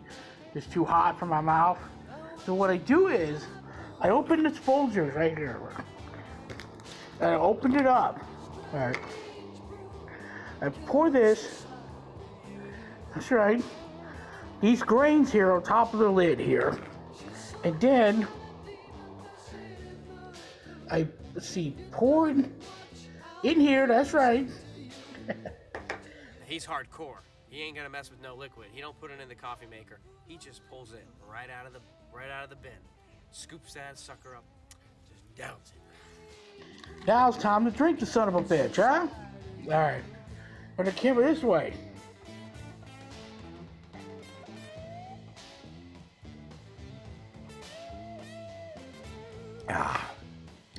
Woo! Bottoms up, guys. Woo! It's only RPF can do it. Woo! Eating coffee grounds. I don't remember this. You don't remember that one? That's alright. We already got mentioned in the document. What happened? He made a video and he's like, you know, I'm a crazy son of a bitch. Just a cup of grounds. Then he pours water and he drinks it. And I'm like, oh, that's disgusting. Where you have to go to the low to eat coffee grounds, that's pretty sad. Like, coffee grounds, out of all things. He could have been eating anything else raw, like freaking raw potatoes I'd rather see him eat other than a coffee grounds. It was just very embarrassing on his part. Okay, first of all, that's awful and disgusting. Why? Why would you? And I believe it was on the same day as the coffee video took place. This one was for the ages. Live stream for the ages. His last one on that channel before he was off the air for about a month or two. I got a little problem here with Desert here, man. What in the fuck? He should make a video saying that fucking PR52 would knock me out? Is he out of his fucking mind? Spoil sports. If more people could wear such a t-shirt. Bill Eaton is a You got knocked the fuck out! Is he out of his fucking mind? Get me? I'm gonna get knocked out by anybody. You're fucking right. Let me tell y'all something. I don't want people to listen to this real fucking good. I've had it with this shit. I've had it. For 3 fucking years. People like Big D, Eagles of One, Pringle, Gold Gamer Galaxy, you know, Bacon Grizzler, Maverick. No, I'll kill the World Series. Flat out, I'll kill those motherfuckers. You know what? Now you're getting a fucking mad, fucking angry RPF here. This guy stands up, calls out every single person that did him wrong in life, on YouTube, everyone that disagreed with him, everyone that he believed did wrong even though they might not have. War Series, PR52, Philly Jim, Joey Shakes, Eagles Crazy, Desert Eagle. The list can go on. And he says, here's the bottom line. If just anybody out there that thinks I would lose in a fight, it's out of their minds. I'll kick World Series ass. I'll fucking kill those motherfuckers. They come near me. If it goes for Kimmy or anybody, PR52, I'll fucking kill that son of a bitch. He comes near me. Oh, PR52 fucking dissed Fox, right? He fucking went to kick Fox's ass. I'll fucking kill PR52 who comes near me. I'll kill him. That's right, I said it! I like Desert a lot, man. What the fuck is Desert thinking? I grew up in the fucking ghetto. The fucking ghetto called Chester. I grew up in a real fucking hood. The War Series group. Kimbo and PR52 grew up in a white middle class area. Never had to dodge bullets or dodge gangs or dodge drugs. I did. And Desert thinks I would lose in a fight to a fucking middle class white boy. It would never happen. Joey Shakes, anybody wants to fucking get near me, I'll fucking kill those motherfuckers. You guys hear me? Anybody? Come after him, every single one of them will be dead. Dead. I don't know if y'all know this. The past couple weeks, why RPF hasn't been on? Because my aunt died from this virus. And my uncle's about to die from this virus. And most of my relatives have lost their fucking jobs in the last couple weeks because of this fucking virus. Life has gone bad.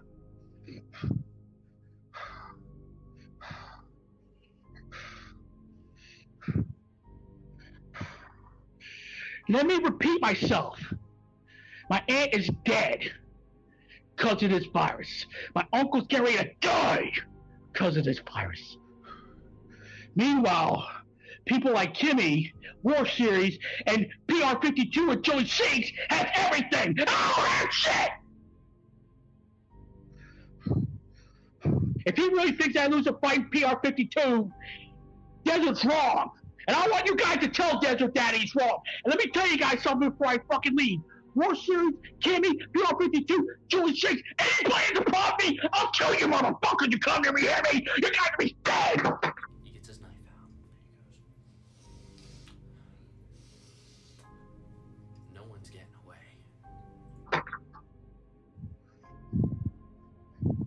That's it. Bring it on. You'll regret it.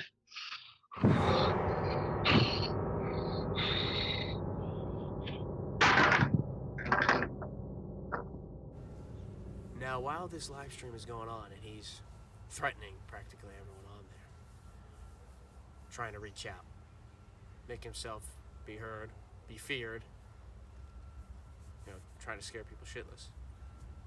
I'm trying to go through these videos and click on, wait a minute, what's going on here? The channel gets taken down midstream. YouTube eventually flicks the switch and RPF's gone. Bye-bye. Didn't really surprise me he was getting kicked off because he already found that he was making more than one account, and he had no censorship to his words. Every video had so many cuss words, so didn't really surprise me that he was going to get censored off soon. No, I don't know who has a grudge with him that badly that they gotta report, and they gotta like tear him down, destroy his channels, whatever. But besides that, they had the cops show up that very same day for a noise complaint. I assume so, because my God, he was loud in that live stream. And 3 weeks ago, I nearly got thrown out of a place because of my video and my outburst, and YouTube obviously deleted me, and you know, I nearly got arrested for it. Actually, the cops, to be honest, did show up at the place. I had to like almost beg them not to arrest me, you know, or handcuff me. He said the police were called, and he begged to not go anywhere because they were talking to him, and instead he said that he tried to get down, but he couldn't get down because of how big he was. So he stood there and he pleaded for dear life for them not to do anything to him. And he is begging. He does not want to be taken away from the cops. And we already know he's had some history with legal issues. So he was begging on his hands and knees. And I thought that he was just butt kissing the goddamn police. So that's what he wants. Well, it was RPF. It's been a hard 3 weeks for me, and it's been difficult. My YouTube future is really in doubt. I've caused a lot of issues and fights with people, and you know, I style just don't click with a lot of people. Maybe I'm too goddamn old to do this. But it came to the conclusion that over the weekend that obviously I'm no longer a hardcore Philly sports fan anymore, because I guess the lack of championships that I've seen, and in fact a lot of sports figures outside of sports are jerks, and I'm tired of Philly fans getting dissed or whatever, and I feel like, you know, Philly sports YouTube, some people are soft, and some Eagle fans are soft, and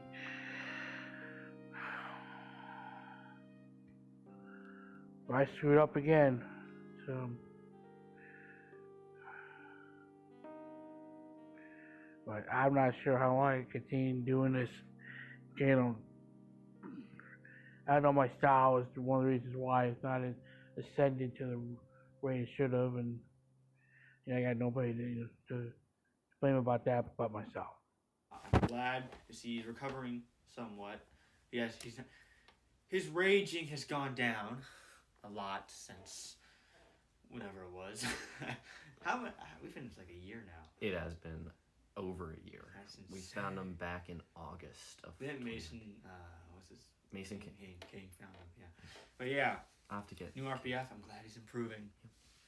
Hope he continues to improve, and maybe one day we'll get to meet him. Yeah, and we'll get. I hope we get to meet him one day. And just, you know, one day he had a change of heart. You see, this COVID situation, it changed him, and he wanted to apologize to all the people. He made it clear if he needed to make amends, he would kindly do so with you. And once he confessed that he was going to change, he made amends. He apologized to PR52. He apologized to War Series. He apologized to Philly Jim, Joey Shakes. I don't know about Eagles Crazy though. I never know what happened to him. But yeah, he's changed. I admire him for it. Now Willie T, he has gone through a lot in life, and I mean a lot. Hardships, a lot on YouTube, a lot in the real world. He's gone through so much in his life, and I feel so bad for him. And that's why, of course, that's why we laid off on him. We stopped. We put an end to all this streaming. But I'll just want to make things clear. That man is a Philadelphia legend.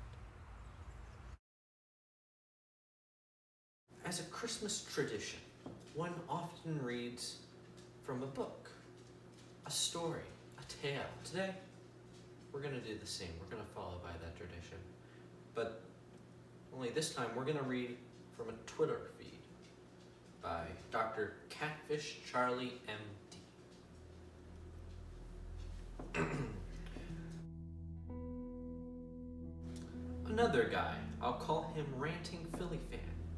He would send threatening tweets to two women on here, constantly threatening their lives over sports hot takes. I confronted him, and he decided it was me he wanted to threaten from here on out. I was okay with it. Better than girls. William, @Chuckles152. All white people suck. All white babies and pregnant women suck. Your friend Alyssa and Brooke are two stupid cunts. Fuck you, white faggot. William, fuck you, white young faggots ass motherfuckers, college you losers. Wanna have more fun than me, then I will kick your ass, faggot. Fuck you would kick your fucking ass, white boy, if you ever come to my neighborhood. You will get knocked out. Concussion, asshole.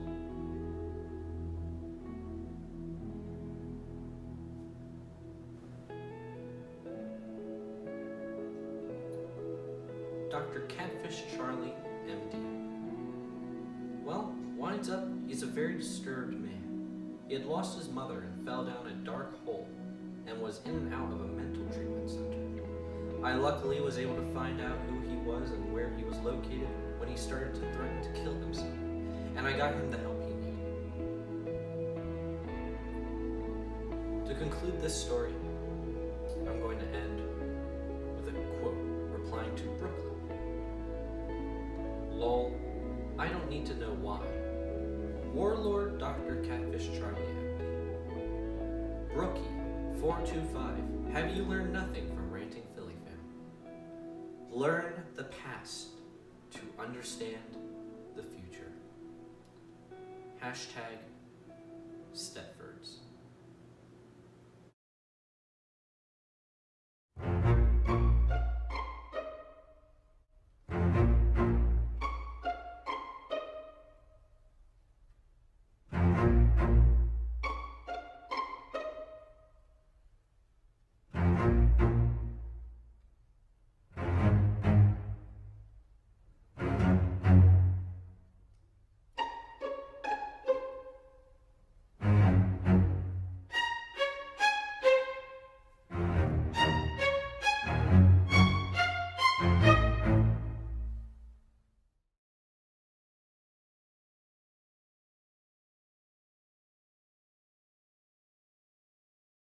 But yeah, I'll have to get new RPF. I'm glad he's improving. Hope he continues to improve, and maybe one day we'll get to meet him. Yeah. And we'll get. I hope we get to meet him one day. And just, you know, it one day he had a change of heart. You see, this COVID situation, it changed him. He wanted to apologize to all the people. Once he confessed that he was going to change, he made amends. He apologized to PR52, he apologized to War Series, he apologized to Philly Jim, Joey Shakes. I don't know about Eagles Crazy, though. I never know what happened to him. I just hope that with everything he's gone through, nothing bad happens again.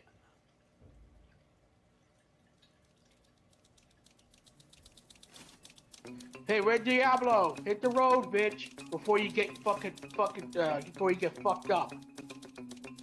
I heard somebody, I think Philly Jim told me that someone made a documentary on RPF. I don't know. You still down for Philly Files to interview near the future? Yeah, just hit me up. I mean, I don't know where it is, but yeah. Ain't RPF a crazy motherfucker or what? Yo, what's up, everybody?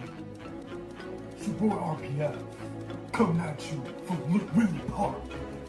I just don't talk it. If I swear, I'm gonna break your fucking neck! Get him! To threaten anything on somebody's life. I live it.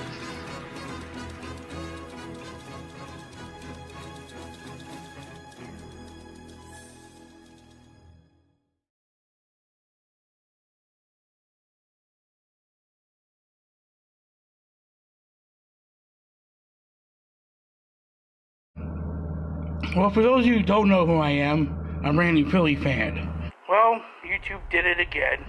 And yeah, I'm from Philly, and we have a hell of a reputation here in Philadelphia, to say the least. YouTube kicked me out. YouTube hates me. Twitter hates me. A lot of social media sites hate me, and bottom line is I'm not going to change for nobody. I'm going to be who I am. I don't care how many times my channel gets deleted by YouTube. You should fucking stuck your nose out of the people's business. And I just fucking dish your ass on Twitter, bitch. You ain't shit. If you get raped, good. The bottom line is, I'm back, and I'm what you call a gum to the bottom of the shoe of YouTube. YouTube wants to, delete my channel. Just go back and make another one. If I ever fucking see you, I'm gonna kick your ass! And I'm gonna do that, I don't care. It's not like I had 1K subscribers, I only had 112, so I'm not gonna be a corporate bitch. I ain't changed for nobody, and I'm gonna be who I am, man. RPF. I grew up in a fucking ghetto! The fucking ghetto called Chester! I grew up in a real fucking hood! The bottom line with me is, they hate my style. And here's the thing.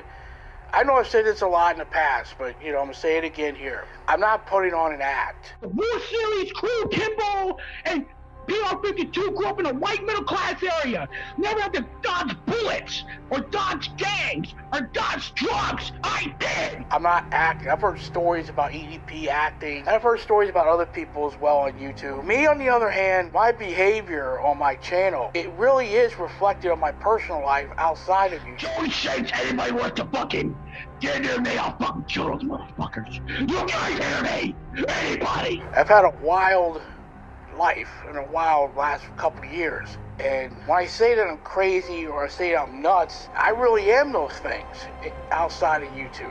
The bottom line is be yourself. Meanwhile, people like Kimmy, War Series, and PR-52 and Joey Shakes have everything. Oh, that shit! And that's what I'm doing. I don't care how many times my channel gets taken away from me, yet we're grown adults. That's another thing that pisses me off, by the way. We're all grown adults, most of us are anyway. We should be able to say whatever we want to say, you know what I'm saying? War Series, Kimmy, PR-52, Joey Shakes, anybody can pop me, I'll kill you, motherfucker. You come here, you hear me? You got to be dead. They want me to be PG. They want me to be G-rated. They want me to be PG-13. I'm like, no, man. I'm rated R, man. Life has gone bad.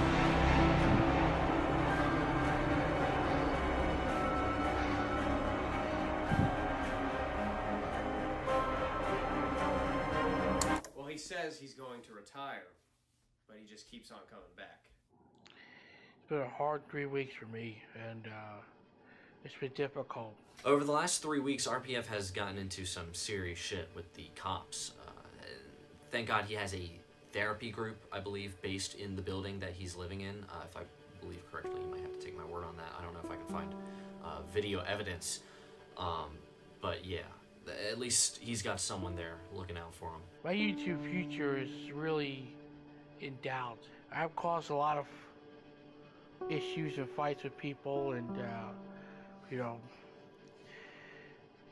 I style just don't click with a lot of people. And throughout this season, he's been making videos, and he's still got that emotional connection to the Eagles. That's never gonna leave. Maybe I'm too goddamn old to do this. The issue with RPF and YouTube, it's not because he's getting too old. There's plenty of old people out there on YouTube. You just gotta search. Now, the reason why he's struggling with YouTube is because he's not PC. Political correctness. He's on the other end of the spectrum. That guy curses and curses all day long. But it's all right because we live in America, freedom of speech. But YouTube, they're a business. They have different terms of service. So if you cross that line, I mean, he's not even crossing the line, dude. He jumped the bridge. He's down into the ocean. So I didn't pay attention to the draft at all, and because I knew they would screw it up, and they did. But it came to the conclusion that over the weekend that obviously I'm no longer a hardcore Philly sports fan anymore. I'm not as good as I used to be, and I don't know if I want to continue with this career. Yeah, that's the reason why so many times his accounts have been taken down, and they're going to keep getting taken down if he keeps that attitude up. People do videos around the clock and devote their lives to making their channel. I don't devote my life to making my channel. I did this 2-3 years ago out of necessity because my personal life was so fucked up and surrounded by assholes that I desperately need to talk to outside people in the sports world to get away from the personal life shit. Well, things are a little bit better now than it was then, so it's like there's no desperate need to keep running this channel.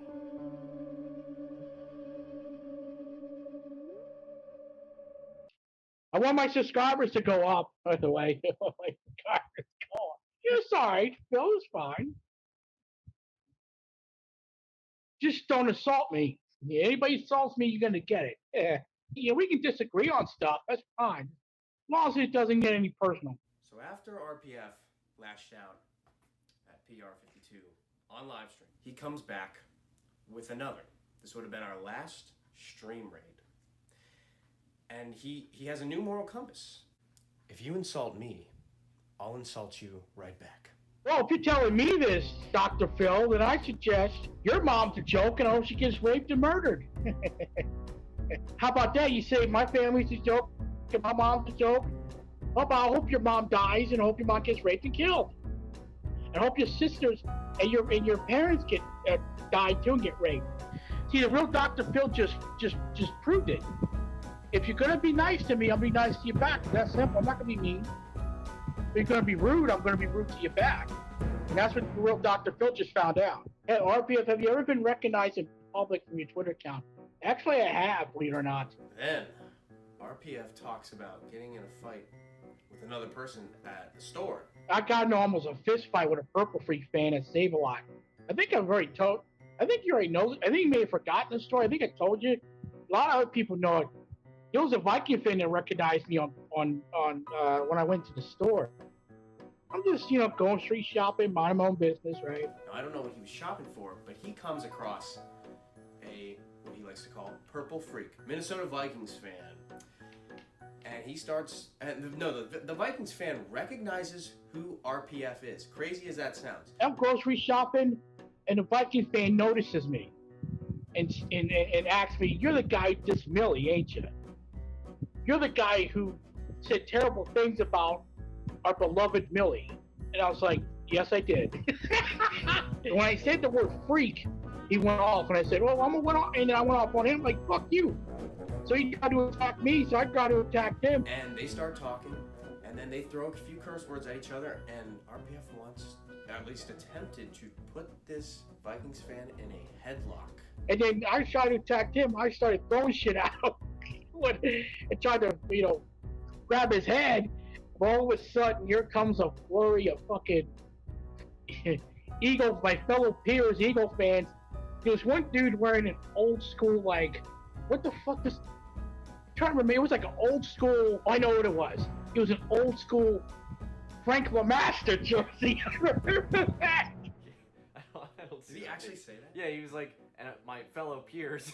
It's like, maybe that's how he beat up the whole high school football team. Maybe. Something.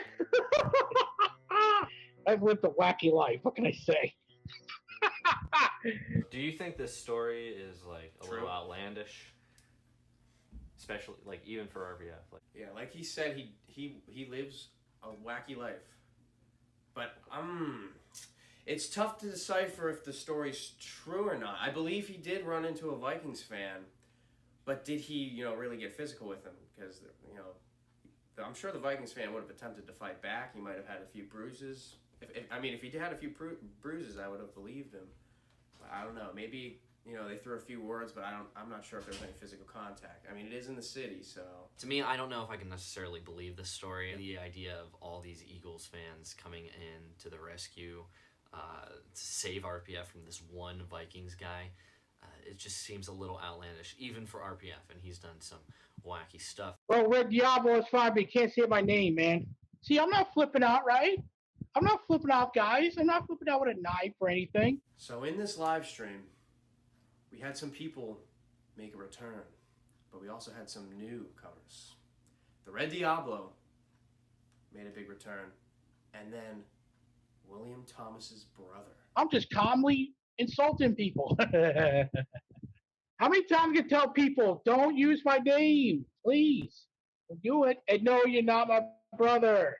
I don't even have a brother, motherfucker. I don't even have one. And he mentions RPF's name, William Thomas. And RPF does not like his name to be brought up. It's interesting that people call me fat. Like, who gives a fuck? They don't bother me. I don't give a fuck. If I don't give a fuck about being fat, then why would you use that as a diss? Can I have your knife autographed? No, I don't do autographs. Unless I get money for it. I like adult films, but not like I used to. UPS. In some kind of sick, twisted way, couples get off on porn. Some don't, some do. Some wives like it, some wives don't. I guess it all depends on the marriage and the wife. Where's your apology video? So another man comes in, president of UPS Transportation, wants an apology from RPF because he insulted his wife and his Navy SEAL son. I threaten your wife? Well, you know what? I'm sorry. All right? I apologize for those rude, nasty comments. Your son insulted me first, so I insulted him back. I didn't insult him first, dude, okay? I don't pick on people. If somebody's gonna diss me, I'm gonna fight back. Didn't you teach your son, dude, to show respect? Be respectful. He wasn't respectful to me. Well, you should have private messaged me. You didn't do it. Your son didn't do it. Your son should have done it. Now, Navy SEALs are tough as hell. He's a Navy SEAL Mitchell. I can't pronounce it. Saying I hope he comes back soon. A Navy SEAL, huh? A Navy SEAL's tough as hell. So I don't know if they need an apology from RPF, but hey, president of UPS Transportation wants one. Your son being a Marine should know that better than anybody. Marines are tough motherfuckers, dude. Marines, Army people, Air Force people, Navy SEALs, warriors, all of them. But you know what? You know what we're doing tonight? We're airing our grievances. That's what we're doing. Now, this live stream was during COVID times, and RPF was really trying to be a good soul on camera, talking to everyone. He was making apologies, and he was really, really trying his best to be nice to the president of UPS Transportation. Derek was an imposter. Look, this world has changed, UPS. Look what we're doing every day when we go out.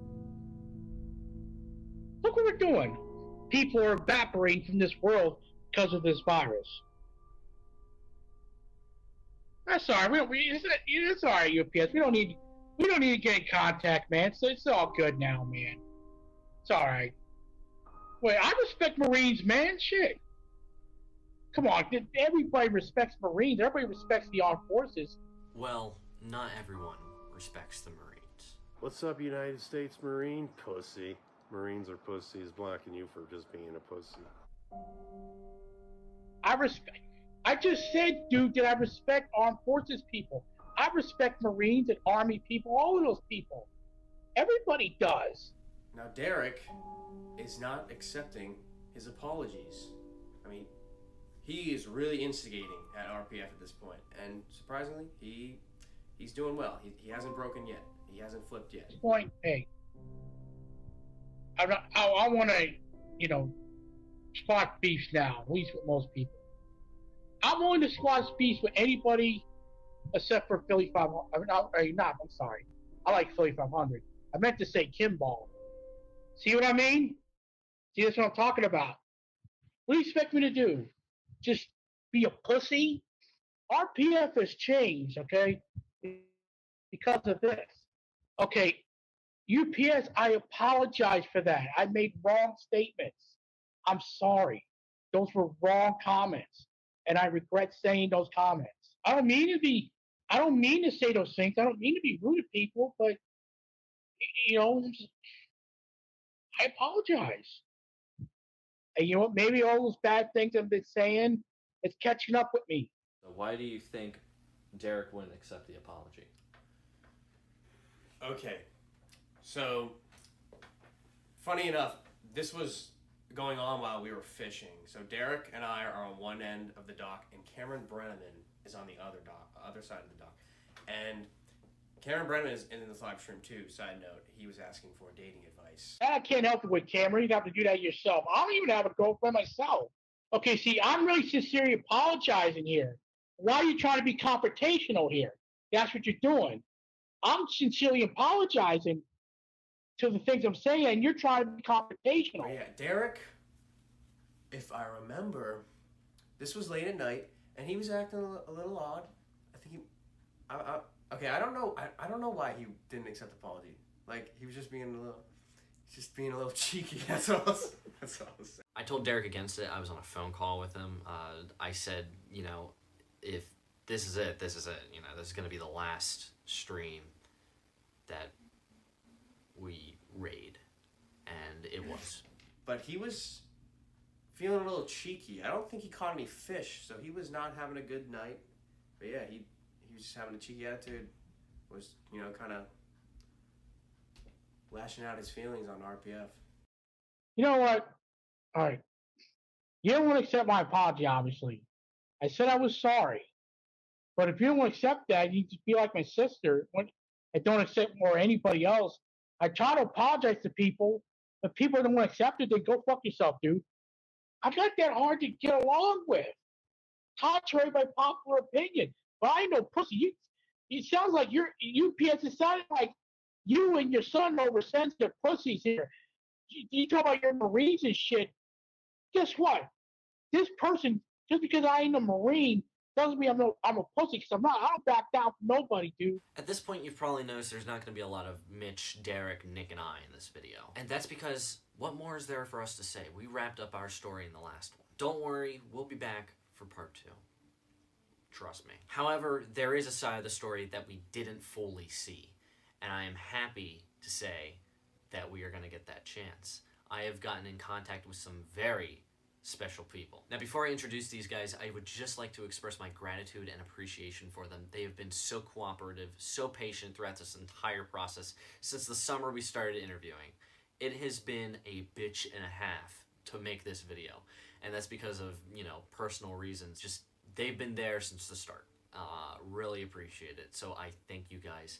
And without further ado, here is PR52, Philly Jim, Joey Shakes, Desert Eagle, and the king himself, Philly 500.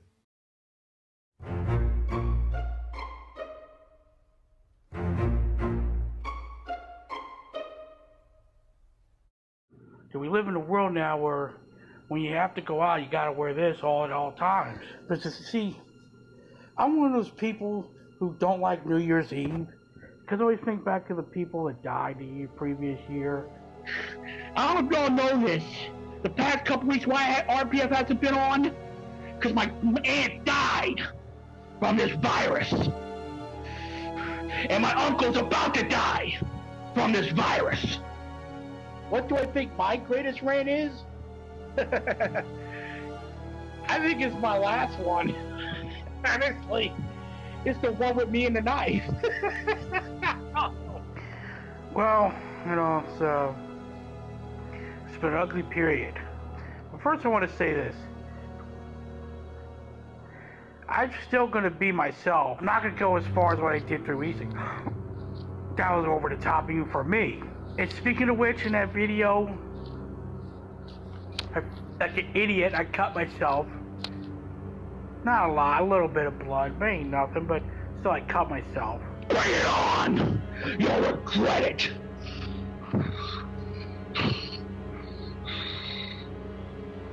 And then, you know, the cops showed up. Somebody called the police on me, Ridley Police Department, because I had an outburst, of course. And I had to, like, tell them I got mental problems, we got emotional problems, I have mental illness, and this, that, and that stopped me from getting handcuffed, but not a good situation after I made that video. The whole story on that was Fox made a claim that PR52 had threatened him, and I believe Fox. I don't, you know, Fox is not a liar, you know, Fox is not something that just stirs up shit like other people, some other people. And I defend Fox, you know, and I was doing a good thing, except defending Fox, except, you know, of course with me, I take it, you know, 20,000 notches up, step further, and go over the top. But PR52, I'll fucking kill that son of a bitch. He comes near me. Oh, wait, PR52 fucking dissed Fox, right? He fucking went to kick Fox's ass. I'll fucking kill PR52 comes near me. I'll kill him. How's everybody doing? I'm PR52, YouTube channel PR52, Twitter page PR5210 or Two Birds and a Third, and the Facebook podcast is called Throwing Snowballs. All right, let's get this right on the table, okay? I'm not gonna scream. I'm not gonna shout or anything like that. I'm gonna be calm. I thought I was on pretty good terms with RPF. Like, I didn't really watch very many of his videos. I knew he kind of took things to the extreme, but I kind of like stayed out of it. It was the 2020 off season, and you know, Howie Roseman, you know, very polarizing figure in Philadelphia. I made a video about, you know, we signed these free agents and we got a trade.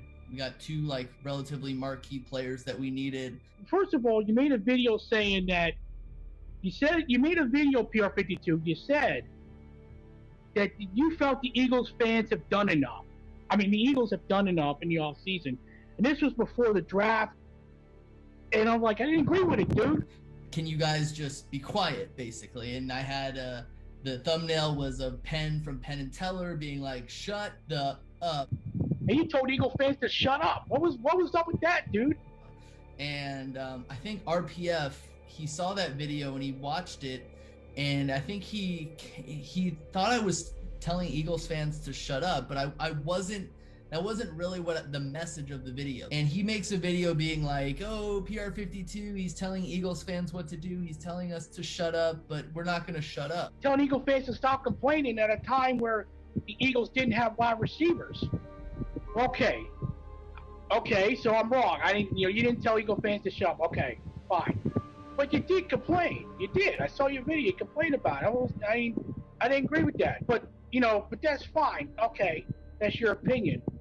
But Fox says that you fucking threatened him, and that's why I made the video about you. And then Fox 87 posts at a comment that basically read, "PR52, I don't like him, and the reason why I don't like him is because he threatened to beat me up." Your P52 are a bitch. So you ever come near my way, I will kick your fucking ass. Brutally kick your fucking ass. I hope you die. Hope you get this coronavirus and dies. And hope your wife gets coronaviruses and dies. How about that? How about it? Hope your wife gets raped too by any man. I don't give a fuck who. You know what I'm saying? Wow. That might have been probably the most disgusting thing I've ever heard in my life. RPF makes the video or makes a response, and he's like, "PR52 threatened to kill or beat the crap out of Fox. We can't stand for this. This is horrible, the worst possible thing that anybody's ever done in their lives." And, you know, I look like a jerk, and RPF blocks me. Fox blocks me. I can't respond. The only thing that I can use to respond is me being like, "Hey, like, I didn't do this. I didn't do this. I wasn't even on YouTube. I wasn't even making videos at the time. And even if I was, I didn't even think the Eagles were going to beat the Bills." I don't know how somebody wakes up in the morning and thinks that they're going to say that to somebody else who they don't even know. I don't know how old you are, Ranting Philly Fan, but you look like you're older than me. I would expect more from somebody who looks to be about 10 years older than me. I did not say anything mean to Fox 87.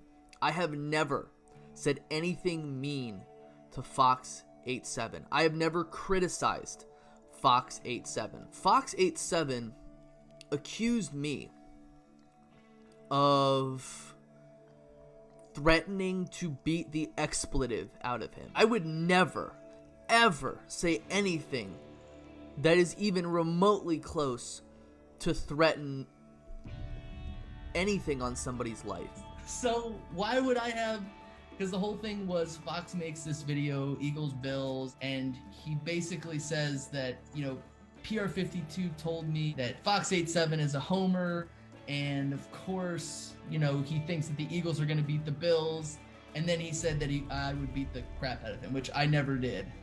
And I would say, like, one of the worst things, my biggest pet peeve is when somebody accuses me of something that I didn't do. Absolutely disgusting to me. I am sickened to hear that somebody said that to Fox 87. I don't know. I saw that Fox was threatened, and you know, I think I ran to a video of his when he talked about it, but I think a lot of people didn't believe it. I don't see PR52 as that type of guy. It's a guy with family. It's a guy I've known for a long time on YouTube before I even became a YouTuber. I just don't see him doing that. I don't know. Maybe Fox took offense to something that was really small, that, you know, maybe somebody must have twisted the words around, so they must have turned it into something else, because obviously, you know, the story changes when a rumor happens. The story changes from one person to the next and it changes to a whole different monster by the time the last person gets the information. I followed PR over 10 years to know that he's not that kind of person. People have made so many crazy, you know, insults and death threats and everything. He just,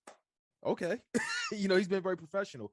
But to Fox situation, I went straight to Fox and I told Fox, look, if you're not going to present the evidence that PR said this and that about you, you can't be saying stuff like that. And I told him I personally have a problem with that. So I was 100% backing PR for that. Oh, look, I love RPF, but you know, when you start dealing with threatening somebody's life or something, I always think that's a little too far. I mean, you know, but that's not surprising. It doesn't surprise me that that he would, you know, he would get pissed off like that. So as far as what they were feuding about, I know PR52 a little bit. So I don't think that he did what he was accused of, but you know, I was looking at it from the outside. I wasn't really involved. And Fox, it's like it's a friend of mine. And Fox has gone through a lot of shit in his life. And Fox is not a liar, man. I'm like, Fox ain't a guy that does lies, and Fox is not Kimball, man. Fox doesn't lie. I'm not saying that Fox 87 is lying. I'm just saying you've got to be mistaken. You've just got to be so mistaken. I've never, ever gone to that level with anybody. You never threatened him. You never did. You never picked on him or nothing. Okay. If that's true, then why would Fox tell me that then? I don't want to come to the conclusion that it was made up. Like, I don't want to do that. Has it crossed my mind? Yeah, it's crossed my mind. Could there have been a troll account pretending to be me? That's very possible. But again, the comment got deleted, like, conveniently, the comment got deleted. So we don't know if it was or if it wasn't, or if it existed or if it didn't exist. I don't know if I'm gonna get in trouble by RPF by merely claiming that it could have been a false allegation. I like Fox. I think Fox is a good person. However, with the situation with him and PR52, I didn't like that at all. I was completely against what Fox did. Why would Fox tell other people that then? A fake account? So there was like there was somebody pretending to be you. Okay, you know what? I buy it. What you're saying. I do. Because that does happen a lot. That does happen. There's a lot of people. There's people who've used my accounts.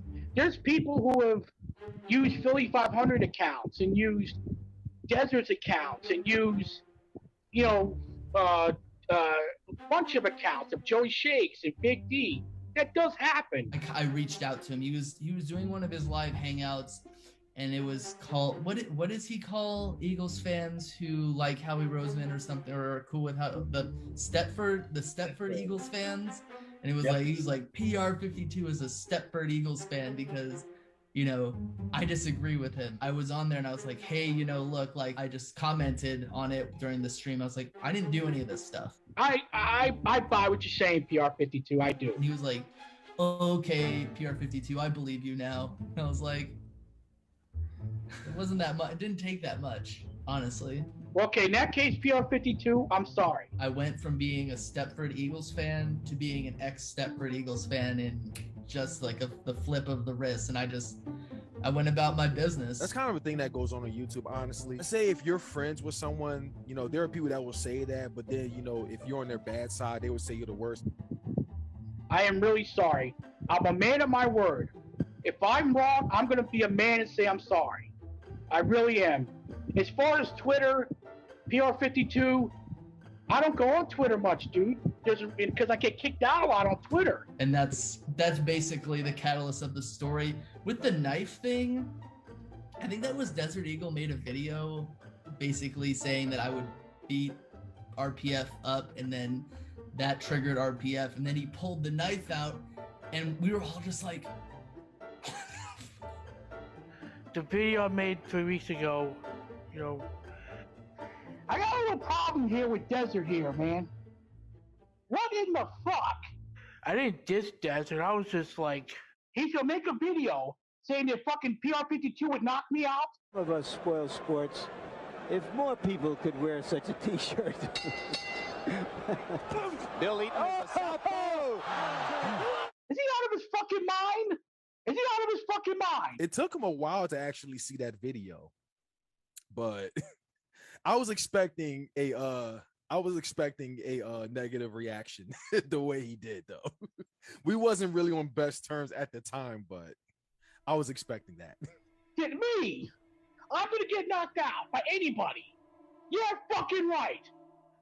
I wish Desert would have made a video that said I was gonna win the fight with PR52. Instead, he said I was gonna lose. I'm like, and that's what got me fired up. But you know, I mean, I shouldn't have been on there. But you know, fuck, you know, going through a lot of bullshit. You know, it was definitely a funny video, but it definitely put like more, you know, accelerant on the fire than good. Even though it was funny, like I'll tell you this right now. I've never been in a fight. RPF would probably slug me. I don't really care. But obviously he cared at the time. I lashed out. But I like Desert, I always have. Ranting. RPF. Come out, wherever you are. Ranting! Hey, dog. Philly Jim and Joey Shakes, man, they calling you out. They invite you to the live stream, you know. So, I mean, what's it going to be, man? They waiting for you, bro. They waiting for you. I'm Desert Eagle 90, a diehard Eagles fan. You know, I make Eagles content. And first of all, thank you guys for having me on. First of all, take your ass all the way to the ground. All right? 1, 2. It's 3, 4, 5. The inspiration me doing a push-up challenge. When I joined the trucking business about October of 2019, no, it was about October of 2019.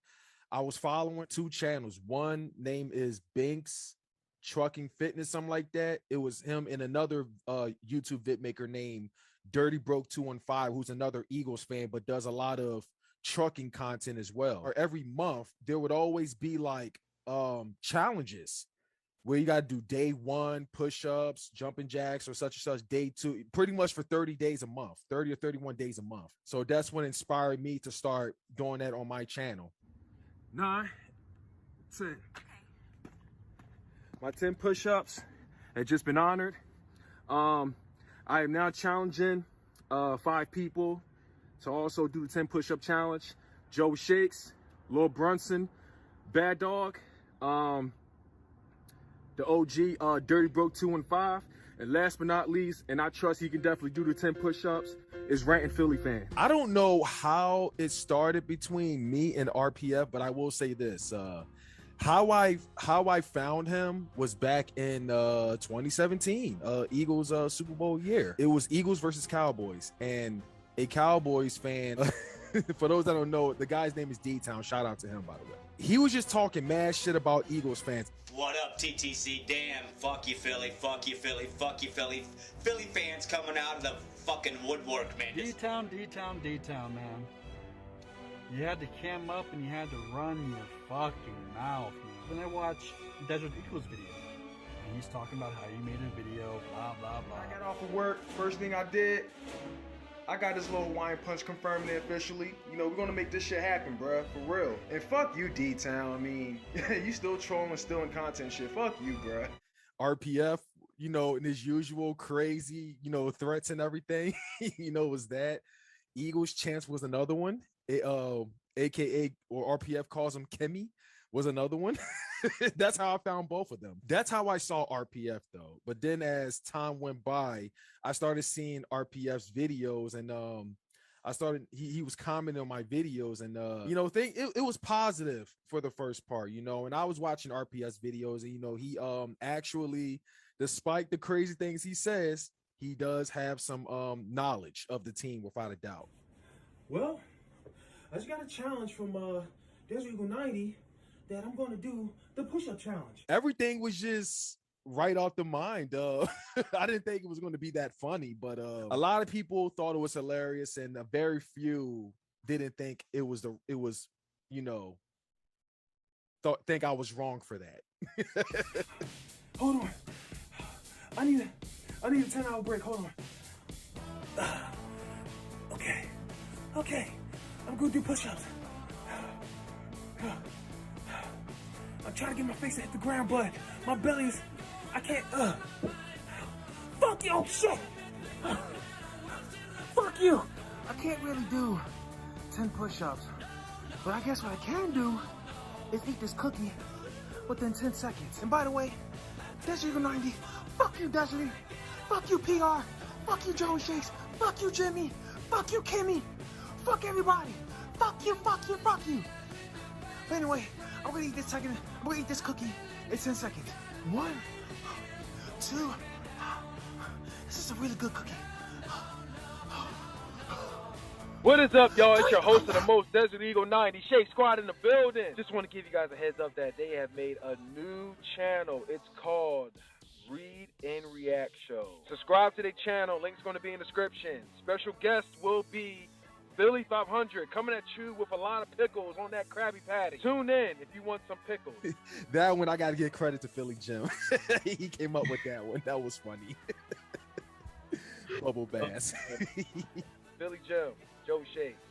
Don't forget the pickle. And with that being said, Ranting. What's taking you so long? Get your ass in here. See, Joey, Jim, it's obvious what you're trying to do in there. Come on, I ain't stupid. Y'all were deliberately trying to piss me off. You bunch of middle-class fucking nerds. That's all you guys are fucking are. Guess what? Y'all made the biggest mistake of your lives. Because now you're fucked. And now I'm gonna make your lives live in hell. Let me tell y'all fucking white boy something. Y'all pissed me off. Now it's time for y'all to get destroyed! Now it's time for y'all to get destroyed! Now it's time for y'all to get destroyed! Now it's time for y'all We'll get destroyed. Sound like Megatron.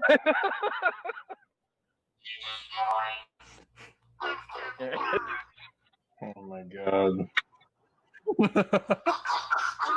Hey guys, my name is Philly Jim, and looking forward to any questions that you guys might have. Oh, my name is Joey Shake 72. I do have a YouTube channel. I do cover the Philadelphia Eagles. I've been doing it for 6 years, and yeah, it's pretty much my part-time job right now, and yeah, I've been having fun with it. So appreciate you guys having me on. I started YouTube somewhere around 2017, and it was just because I used to watch a lot of other YouTubers, guys like Desert Eagle, guys like Joey Shakes, who I'm really good friends with, and I was just like, you know what, I want to do something like that. I just believe that that's something that would be a fun, like, little side hobby for me to do, and I've pretty much been doing it ever since then. So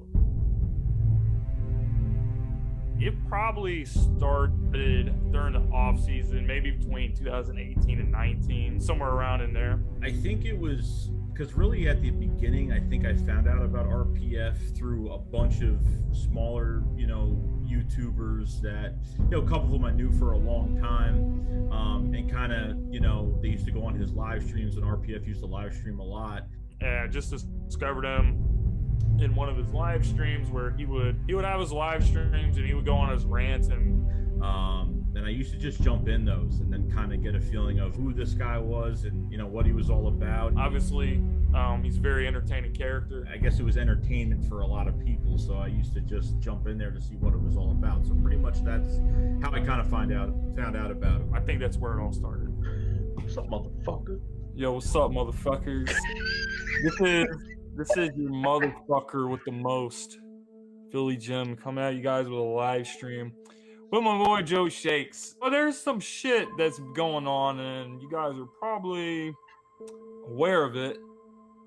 And if you're not, I'm gonna make you aware of it tonight. There's some fucking asshole, fat asswipe, waste of space. His name's Ranting fucking Philly Fan. This fucking guy has sent death threats to people on YouTube. Damn it! Because they say something that he doesn't fucking like. I don't want to talk about Mike Scott. I don't want to fucking hear his name. I want to talk about Eagles football or anything else but Mike Scott. I don't want to talk about Mike Scott. The whole situation with RPF, with the Mike Scott situation, was he was holding a live stream, and I'll never forget it because, me and Joey Shakes we were just messing around that day. Me and Jim kind of, as a joke, we kind of trolled his live stream, but the people that know me that troll, they know that I'm kidding.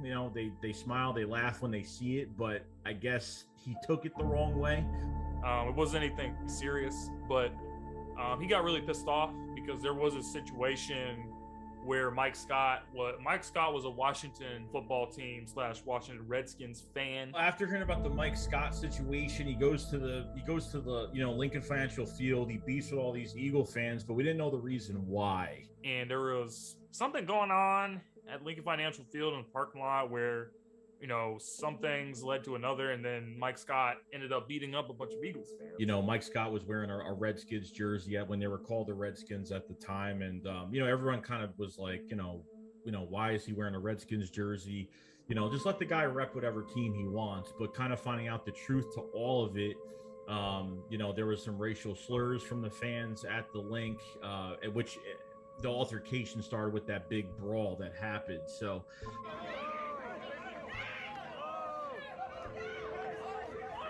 then, obviously with RPF and his pride as a Philly sports fan, he pretty much says, fuck anybody who tries to beat up an Eagle fan. That's what he always says. So we were just kind of like, well, Mike Scott, we were defending Mike Scott, and we were saying, well, he was in the right.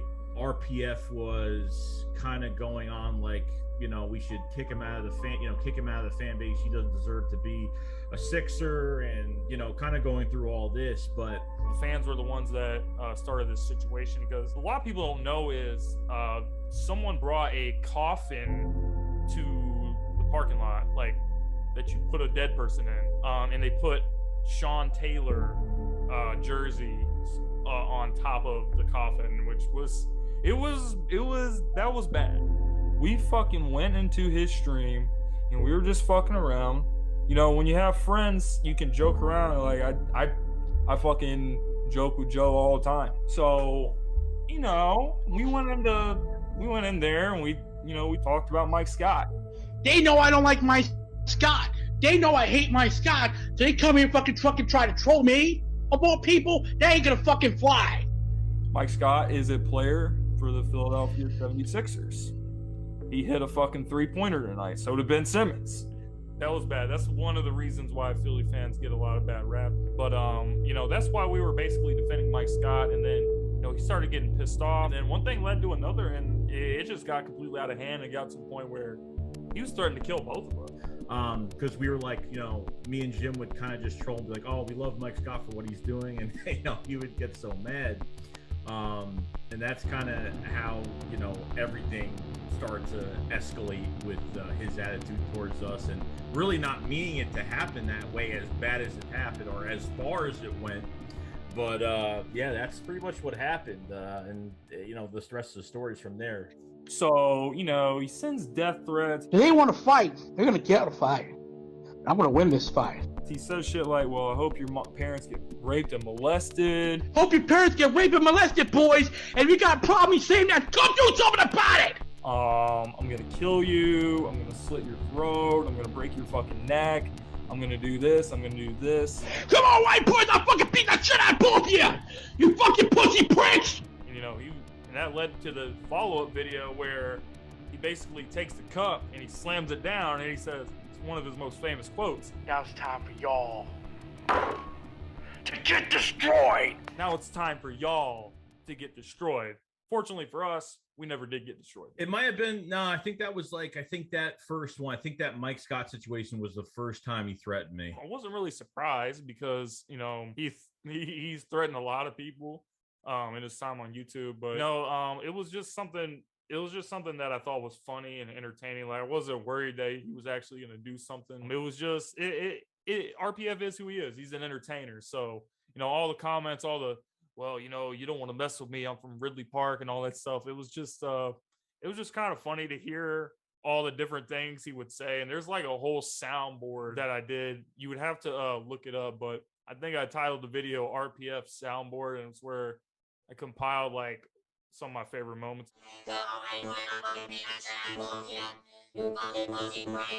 It's a long list of stuff, man, but I wasn't really paranoid that anything was really going to happen. It was just like I said, he's pretty much an entertainer. I think when Jim, went back on a live stream and started saying stuff to him, and then that's when he he really hated both of us, like, badly. Like, he wanted us to go to Ridley Park. He wanted us to meet him over there. And I can't, it's comical at this point. Oh boy, oh yeah, get destroyed, right? That's the great quote, get destroyed. Yeah. Yep. I love Joey. I love Jim. I think they were kind of egging him on a little bit. I think they were trying to get to him a little bit, and that's what happens when you go after him. He's coming full throttle. So I think that they kind of provoked him a little bit.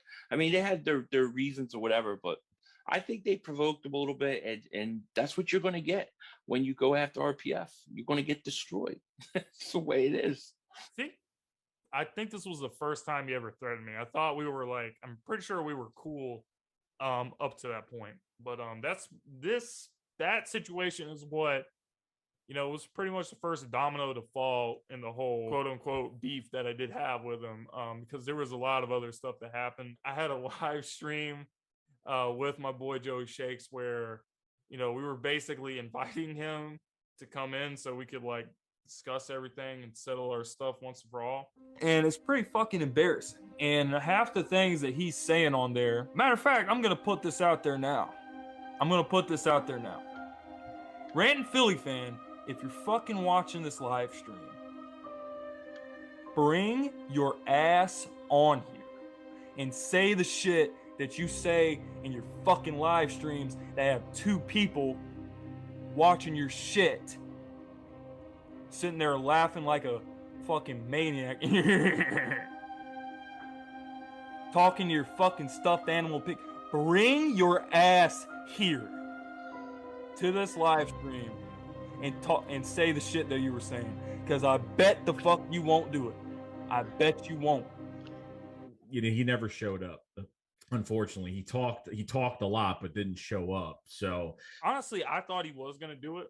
That's the type of guy he is. He's fearless, he's bold, and he's not it's like he always says, he's not afraid to back down from anybody. So I really saw that as an opportunity for us to work things out. As big as RPF was talking, especially to Philly Jim, I mean, you would expect him to You know, and I don't think RPF is a coward or, you know, just any of that, but you would think he would jump into their live stream with everything he's been saying on his video at that time when they had problems. So, and get back on the same page and being, you know, at least tolerable of one another. But he decided not to do that. And he decided to take it his route, and he pretty much accused us of trying to expose it.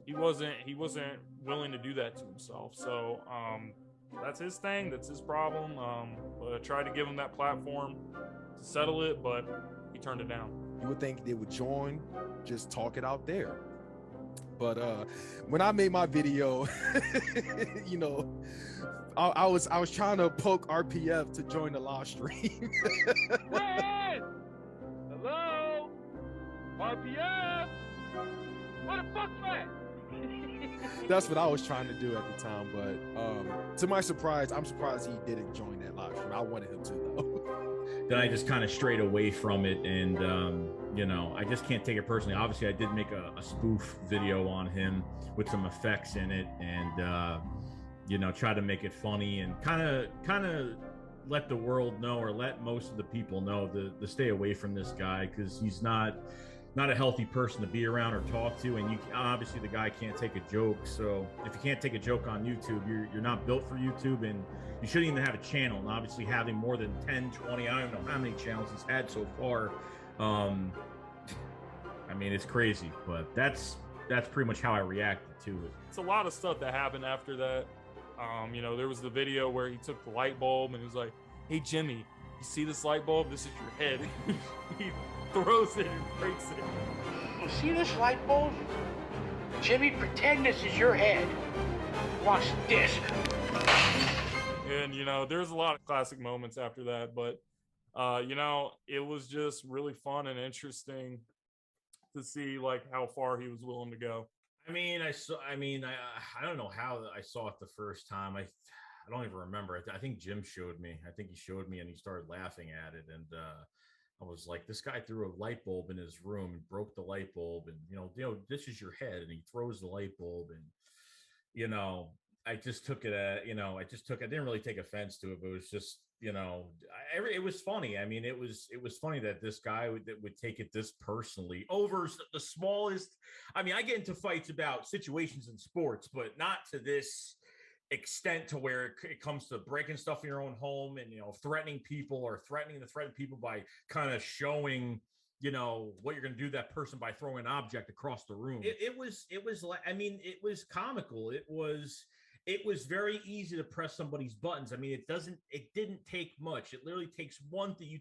You say one thing, and you could tell when and obviously he shows it. I mean, you know, he wears his heart on his sleeve. You could see it. It's just comical. It's like to the point where it's like, okay, we brought him this far, to what else is he going to do on a video? I mean, I didn't want to do that, but I don't know. If it was supposed to be some scare tactic, it didn't work. So Philly 500 is the king of fucking Eagles YouTube, and he is. He's got everything you want in a YouTuber. He brings everything to the fucking table. Yeah, I mean, I think that's pretty accurate.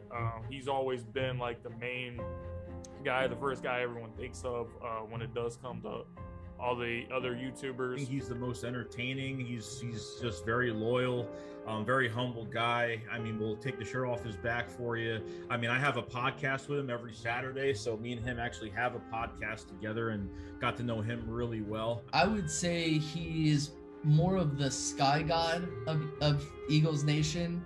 You know, I think that only the sky god can king somebody. So ever since the Eagles won Super Bowl 52, that's when a lot of new YouTubers came along. But, you know, I would say Philly 500 has been around for a very long time, and he's very well known. So to call him the king, I don't have a problem with that at all.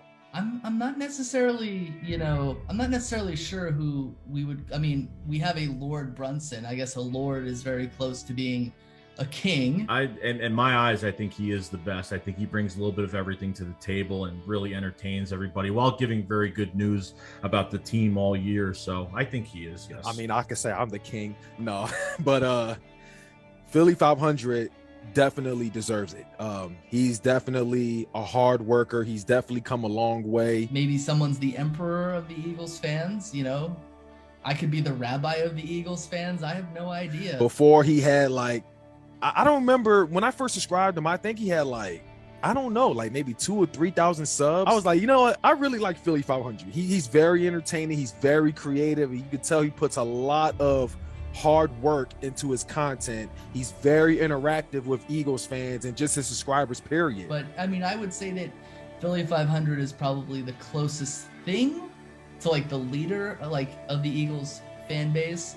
Obviously, again, most people probably look at the Eagles fan base and they would say that EDP is the leader of the Eagles fan base, even though we're trying to distance ourselves from that childish behavior.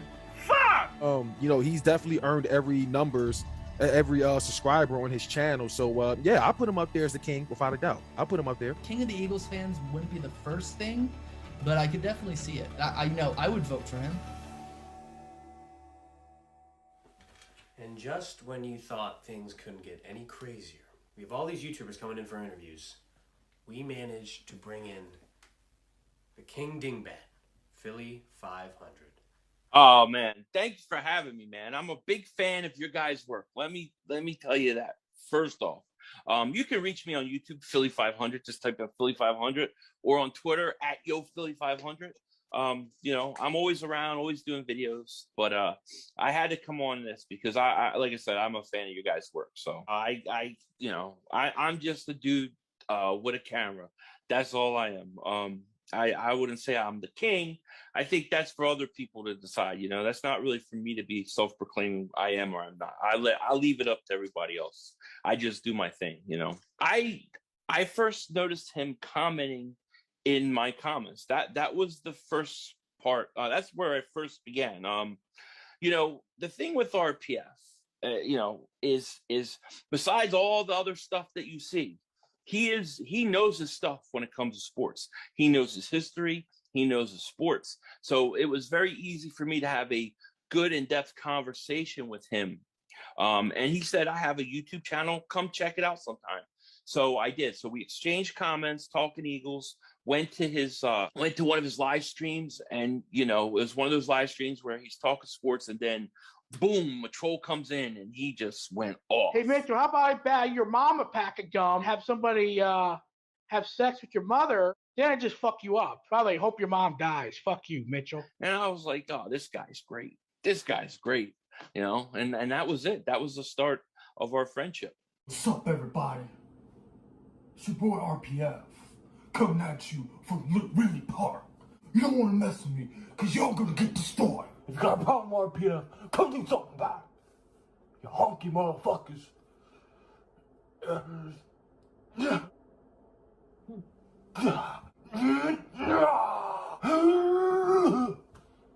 That was just kind of like a joke that I was thinking of on the fly, because I know like Desert was doing his push-up video, so I was like, you know what? Could do like a little parody joke thing of like RPF trying to do it. And you know, I threw in some of his little catchphrases like, hey, you don't want to come fuck with me. I'm in Ridley Park.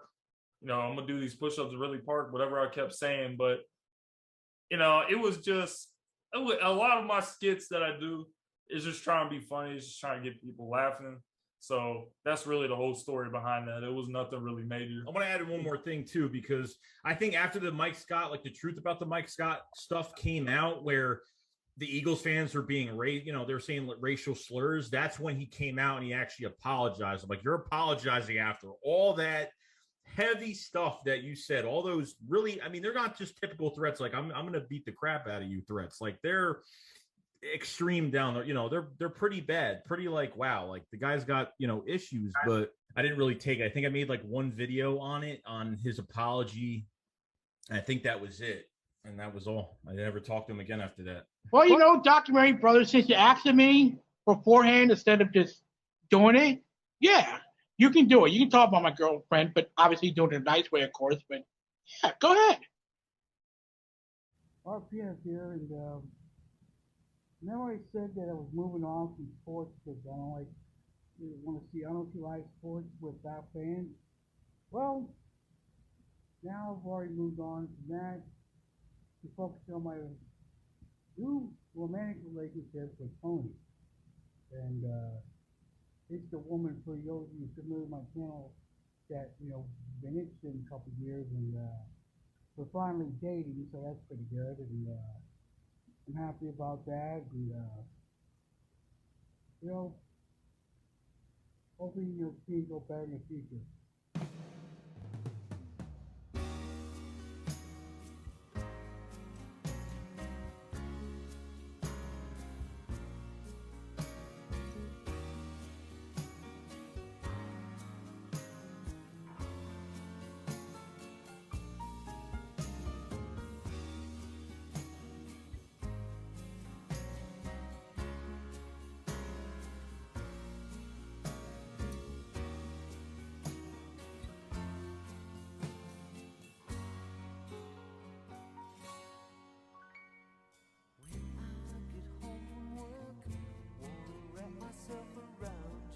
That's a good question. How we meet?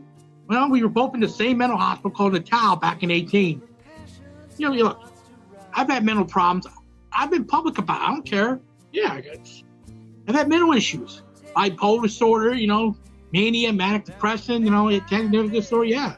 So basically, we were in a rehab place, not a alcohol rehab place, but a mental rehab place, basically.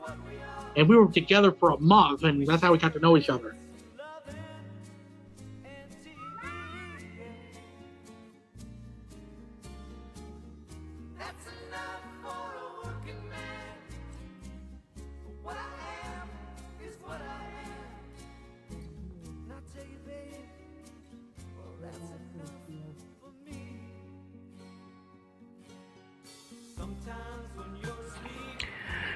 Well, RPF here, and good to be back. I have to leave my channel sometimes. YouTube has deleted my channels, and but I haven't been on much in the last 4 or 5 months because I'm still grieving over the death of my girlfriend, and that's really difficult on me. So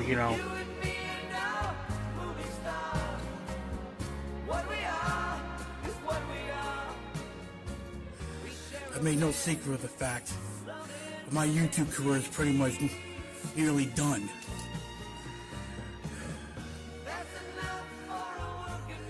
And all the people who sent me these kind messages, I appreciate it. But things just keep getting worse. Yeah, I'm definitely upset over losing my woman.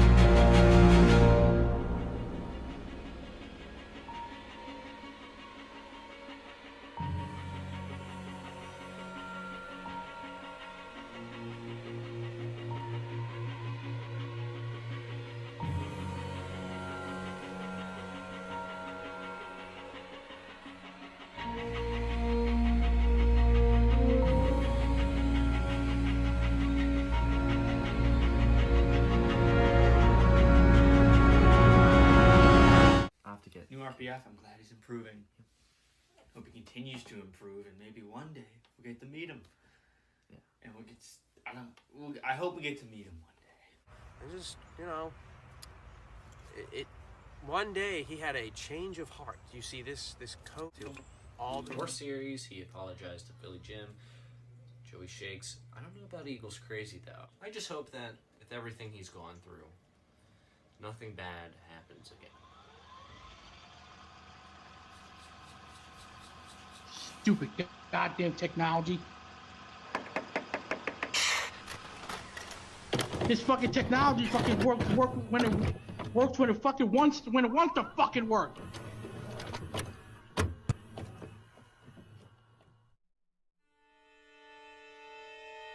Hey, Red Diablo, hit the road, bitch, before you get before you get fucked up. And I would hit the road if I were you, otherwise your mother's gonna get raped. Okay, yeah. You gotta watch the intro. The intro's first. good. It's the best. Turn it up a bit. Turn it up a tad. We got It's a great. sour puss. Ranting Philly Fan. What else is new? Asswipe, waste of space. Name's Ranting fucking Philly Fan. Joey Shake, anybody to pop me, I'll kill you, motherfucker. You come here, me, hear me? You gotta be dead. Well, I am a crazy son of a bitch. Don't let me go to jail today. Don't let me beat your motherfucking ass. Jimmy, you gotta be the dumbest motherfucker I've ever met in my life. He's just pretty much the definition of pure white trash. Fuck y'all, pussies. Yo, pussies. Eagles Crazy, you're number one. I'll give you the free fucking shot. Right here. YouTube can suck my fucking cock. But you fired the first shot, Kimmy. I didn't. Hope he gets hit by a fucking freight train. I hate him. Are you looking for trouble, motherfucker?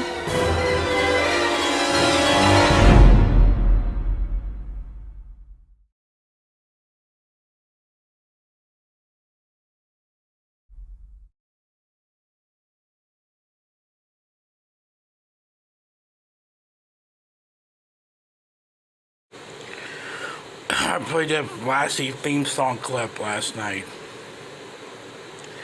Because that was Tony's favorite TV show.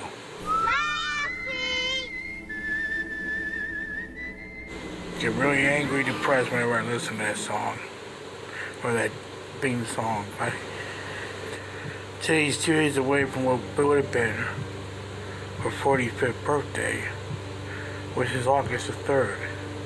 I don't know if you're aware of this, but he did have a girlfriend at one point, and he met her in rehab.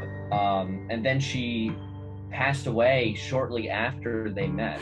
A piece of advice to anybody who has a wife or girlfriend.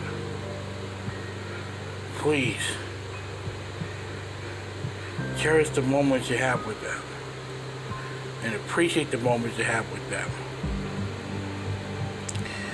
Because you never know when things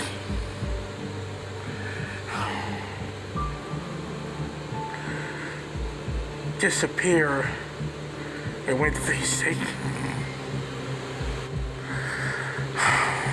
First off, I do want to send my condolences, my prayers out to RPF for that. I could never just imagine, or I don't know how I would have taken it, but I feel like he's taking it a lot stronger than I will. That's for sure. It must be rough. I mean, he looks like he's holding himself. He's keeping the head up pretty strong for that. But I didn't know about that until he like came back, which is maybe about a couple months ago. But you know, I felt for him. You know, I can't just.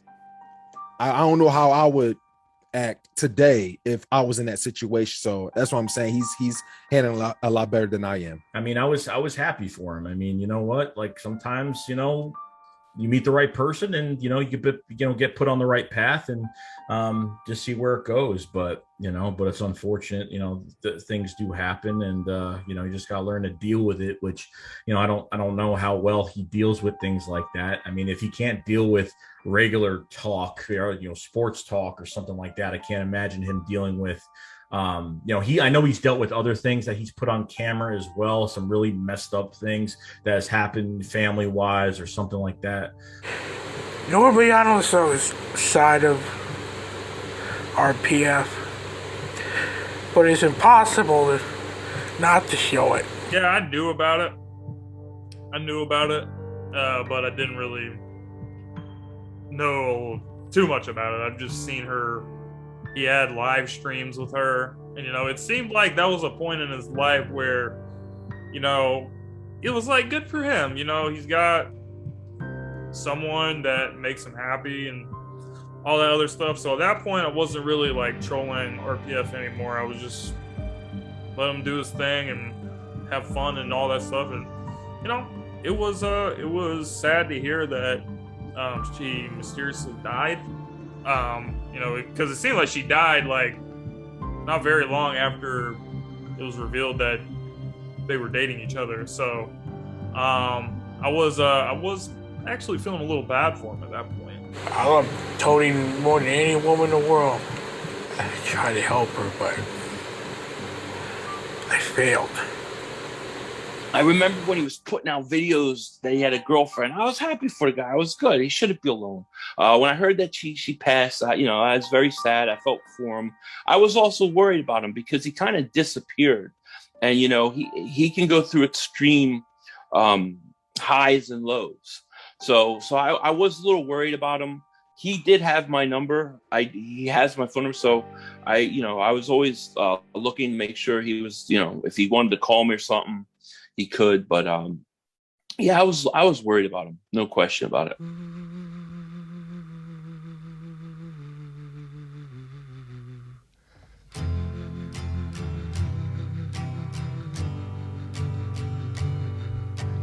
Thrown like a star in my vast sleep, I opened my eyes to take a peep, to find that I was by the sea, gazing with tranquility. Just then when the hurdy-gurdy man came singing songs of love. Apparently, I'm dead. Somebody named Epstein, wherever he is, said that I died of a brain hemorrhage. Do I look like I'm fucking dead? Do I sound like I'm fucking dead? I was really surprised. I was like, when I first heard this, I was like, My first reaction was, documentary brothers, don't make this documentary if he's dead. I didn't even know about that. It hit me for the moment, to be honest with you, because we see what we see on YouTube, but in the end, when we're talking about personal life, we even know this is 100% true or not. And then like a couple weeks later, it was revealed that he wasn't dead. So just because I don't make a video for over a month, that means RPF's dead, right? No. I could probably believe it if it was true. I could probably believe it, if it happened. I'm sure it would have been known. I mean, I didn't think he died. I kind of was like, all I kind of said to myself when I heard the news was, I kind of said I really wasn't surprised if it was true, but because of the way he carries himself and how angry he is. For what it's worth, RPF has said like a lot of fucked up things about people, but would I ever wish death on him? No, absolutely not. No, I never heard that rumor. I actually never heard that. I don't think nobody told me, nobody wanted to tell me. I've been living on my own for the last year and a half, and I've been having fun with life outside of my YouTube career. Now, it's taken a big of a hit lately due to the death of my woman. Probably just taking time off of the internet. He definitely needed time off the internet. What he was doing, going through and everything. But I wanted RPF to get the help that he does need, because a lot of people will say they want to change their life, they want to be better. 5 years ago, when I started this channel, my life was way out of control. I didn't care back then whether I lived or died. I didn't care if I went to jail or not. But see, that's the point. I changed. I changed for the better. I feel like RPF did eventually do that. And, he's acting like a different person as of recently. But to hear the news that he had supposedly died, that was a little bit shocking. And I was hoping nothing bad had happened to him, despite anything that he had said to me or my friends in the past. I have other priorities in life, other important things to do in life than doing this channel. 2-3 years ago, doing this channel was my life because there was only happy thing I had. I don't mean to do the bad stuff I shit in the past, but don't piss me the fuck off. I'm a fighter. I grew up in the fucking ghetto. If somebody's gonna insult me or diss me, I'm gonna get you back. I didn't hear about that until about 3 weeks ago when I was talking to Joey Shakes. And he was like, yeah, you remember when Ranting, you know, I was like, what? I don't even remember that. I didn't know. I missed that. I'd have probably flipped out, but I didn't know that. We're going to go to another guy here. And this guy is somebody that you and me both know for many years. This is the arch nemesis of one Ranting Philly fan. Ryan Kimball impersonation right now. Okay.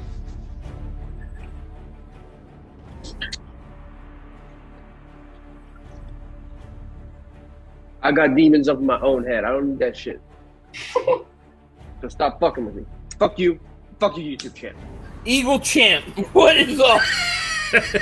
Where's Rin? You guys fight yet or what? What's up, everybody? It is your boy, Eagles Crazy. You know, I'm getting sick and tired of Ryan Kimball at this point. I am like, well, I want this motherfucker dead. We got a sour puss. Ranting Philly Fan. Do you have any personal experiences with Ryan Kimball? Yeah, not very many. I got a billion. I mean, I know Kimball. Yeah, I know Kimball. I've had my run-ins with Kimball. We're okay. We seem to be okay now. We're at peace for the time being. And I witnessed the war, the Kimball Ranting war. Me, what I say, if Rose is still the GM, I'm not gonna watch the draft. I didn't watch the draft last 2 years. I will not. Let me talk.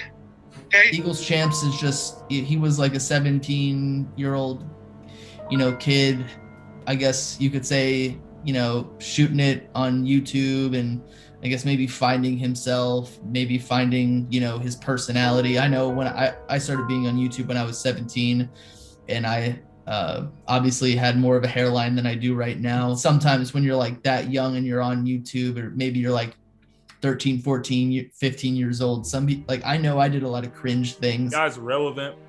He does nothing. He brings nothing to the table. He's just pretty much the definition of pure white trash. Ranting Philly Fan, you are such a fucking liar.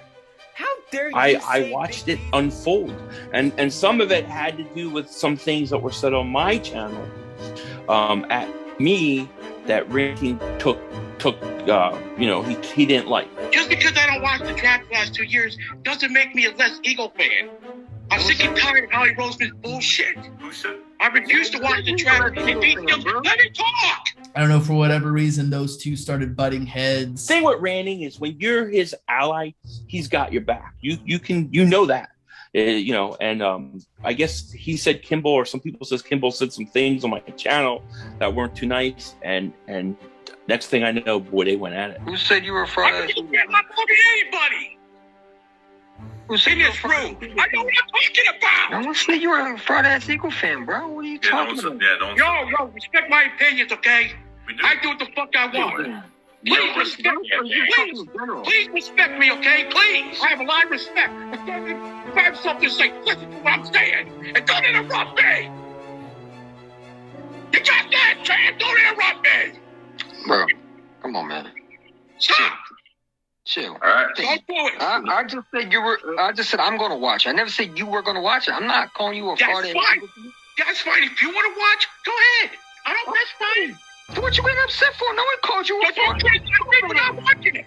That's what I'm saying. Called you a fraud ass Eagle fan. I want to say something on my mind, because I'm fucking pissed off. I was pissed off. I've thought about it for a while today. Fucking pissed. Eagles Crazy, you're number one. You want to meet me at a fucking game? Go ahead, bro, because I'll give you the free fucking shot right here. You know, like, I think the one thing that, you know, because I don't trash talk really. I don't, you know, I kind of mind my own business about things, but you know, I've gone through some issues with him. He's gone into you know, other channels, like, you know, other big live streams, you know, that have 6 or 7 people in there, and kind of, you know, turn it from a sports talk into like if I don't agree with, you know, you can agree with my opinion, but if I don't agree with your opinion, He doesn't act very well, and he does apologize. Like, I think he says things, out of the moment, out of anger, and then he apologizes for it, which, at least I can give him respect for that, but he's done it a lot. If you want to know about Ryan Kimball, let me know, because I'm not the only one that's had a problem with him in the past. There's a lot of people, a lot of Eagles YouTubers that have had an issue with him. He did a video of him. There was like a Darren Sproles shirt, like a Saints Darren Sproles, like a shirt jersey. Kimball, he was doing a video, I think it was about the New Orleans Saints or something. And he has a New Orleans Saint jersey. I think people were giving him crap about having one, especially RPF called him out as an Eagle fan or something to that effect. And he did a video pissing on this jersey that was on the floor all over his parents' carpet. He peed on the shirt on his carpet in his house, which was disgusting. He can say things like if he doesn't like something you say in a video or something like that, he can say some things. He's just gotta, stay cool and respect everybody's opinions. That's the one thing you gotta do. As a YouTuber, it's the same thing as RPF. It's the same thing. Like, you gotta handle other people's opinions. Like, every day I deal with comments saying I'm wrong about everything. I don't claim that I'm right 100%. I'm wrong about a lot of stuff. I've been wrong a million times since I started my channel in 2016. I've been wrong about so many things. But it's just an opinion. I really regret the times that I did get involved with him. I should have just ignored him and focused on myself, because that's what I've done, and that's what's really made me successful. So I'll tell you what I want to do. Period. So what are you getting upset for me for when I didn't even do nothing? I have an excellent idea. Let's change the subject. All right, gentlemen. I was gonna say Jay something. The Philly Files briefing. This has been so long. Yeah, dude. It's been 2 years. This is crazy. This fat piece of shit is still fucking lying. Since you don't want to tell people the fucking truth, since you want to lie through your fat ass gums, I'm gonna tell you what the fuck is the reason why. I'm gonna expose you tomorrow for the video, and it's gonna go viral. We're gonna go over for the Philly Files what we need. Like, the last thing we gotta do, right? This is the last interview. We're going over the Ryan Kimball messages, which he sent to you and I on Facebook. Did we do a phone call with him too? Or no, it was like he was sending voice. He was sending voice. Yeah, so we'll go over that. We were supposed to do a video chat. Yeah, we were supposed to, but he never pulled through. A month ago, you made a fake profile, threatened to beat the fuck out of me, threatened to break my neck. You hacked into my account, went after one of my classmates' sister. See, I don't mind the beef between you and I. That's between you and I. But when you bring people that had nothing to do with it, but I'm going to start leaking them out. I'm going to make you look bad. I'm going to make you go viral. You're going to lose everything. See, I don't need the views. But you want to go viral, I'll make sure you go viral for the faggot that you are. But I got so much on you that you're going to go to jail. And then we're also going to go over because he has a video where he's talking about his claims against RPF, and he posted that goofy ass video where He was gonna send him to jail. Maybe he Yeah, did. he was gonna send him to jail. Yeah, he did. He sent him to the gonna- slammer. He was gonna send him to jail, and he was like, "There's a lot of shit," and then we'll go over it. But we'll just commentate over it. That's what we'll do. I'm going to leak the video tomorrow out. Stay tuned, everybody. Because I'm going to show you who the real Ranting Philly Fan is. William Thomas. A.K.A. the dude that should be behind bars. Yeah, nigga. Oh my gosh, yeah. This is it. In the streets, bitch, I'm top 10, huh? I don't even know who the fuck this is. I don't even know if it correlates. I guess this is his friend. This is a screenshot from his friend. It's like, this is in his video. At one point, he's like, I was angry at someone on social media, so I don't know what the fuck this correlates with. Not playing any club appearance, brung them clocks in, huh? How the fuck we win and we was boxed in, huh? His first claim is that he thinks that Ranting Philly Fan hacked into his account. This is what he accuses Ranting Philly Fan of hacking into his profile for, which RPF has a government-issued, phone. Yeah. Right? It would pass for He's a got flip Cricket phone. Wireless. Yeah, he's got Cricket Wireless. So, I don't think that motherfucker knows. I don't think he has the intelligence to even. No. I mean, This is someone talking to their phone. Yeah, granted. I don't know. He doesn't.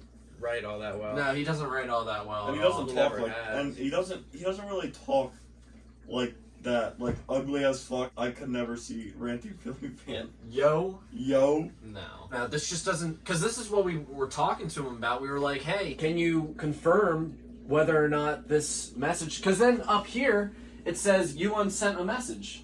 So at like some point he fucked up and he probably went and sent a different one, and then what happens? It almost seems like he's texting himself. Yeah, straight up. That's the only thing I don't see valid in this whole thing. Do that, nigga, huh? Fuck you saying, is you with that? Cans and the weapons, ain't no motherfucking six-pack, nigga. But they own us too, huh? It's what you want to. So this stuff, okay, the Chris Nichols account, I 100% believe is Ranting Philly Fan. And the reason I say that is because in the video call that you and I had with RPF, he comes into the call, and I was like, I didn't even know you had this account. God damn. I didn't even know you have this. Did you just change your name? And the account name was Ralph Adams. And look at what the next account is. To make a young nigga look like Uncle Drew, huh? It's Mike Adams. Yeah, he's making burners. He's making burners. He's making burners. So yeah, I'll give it to Kimball.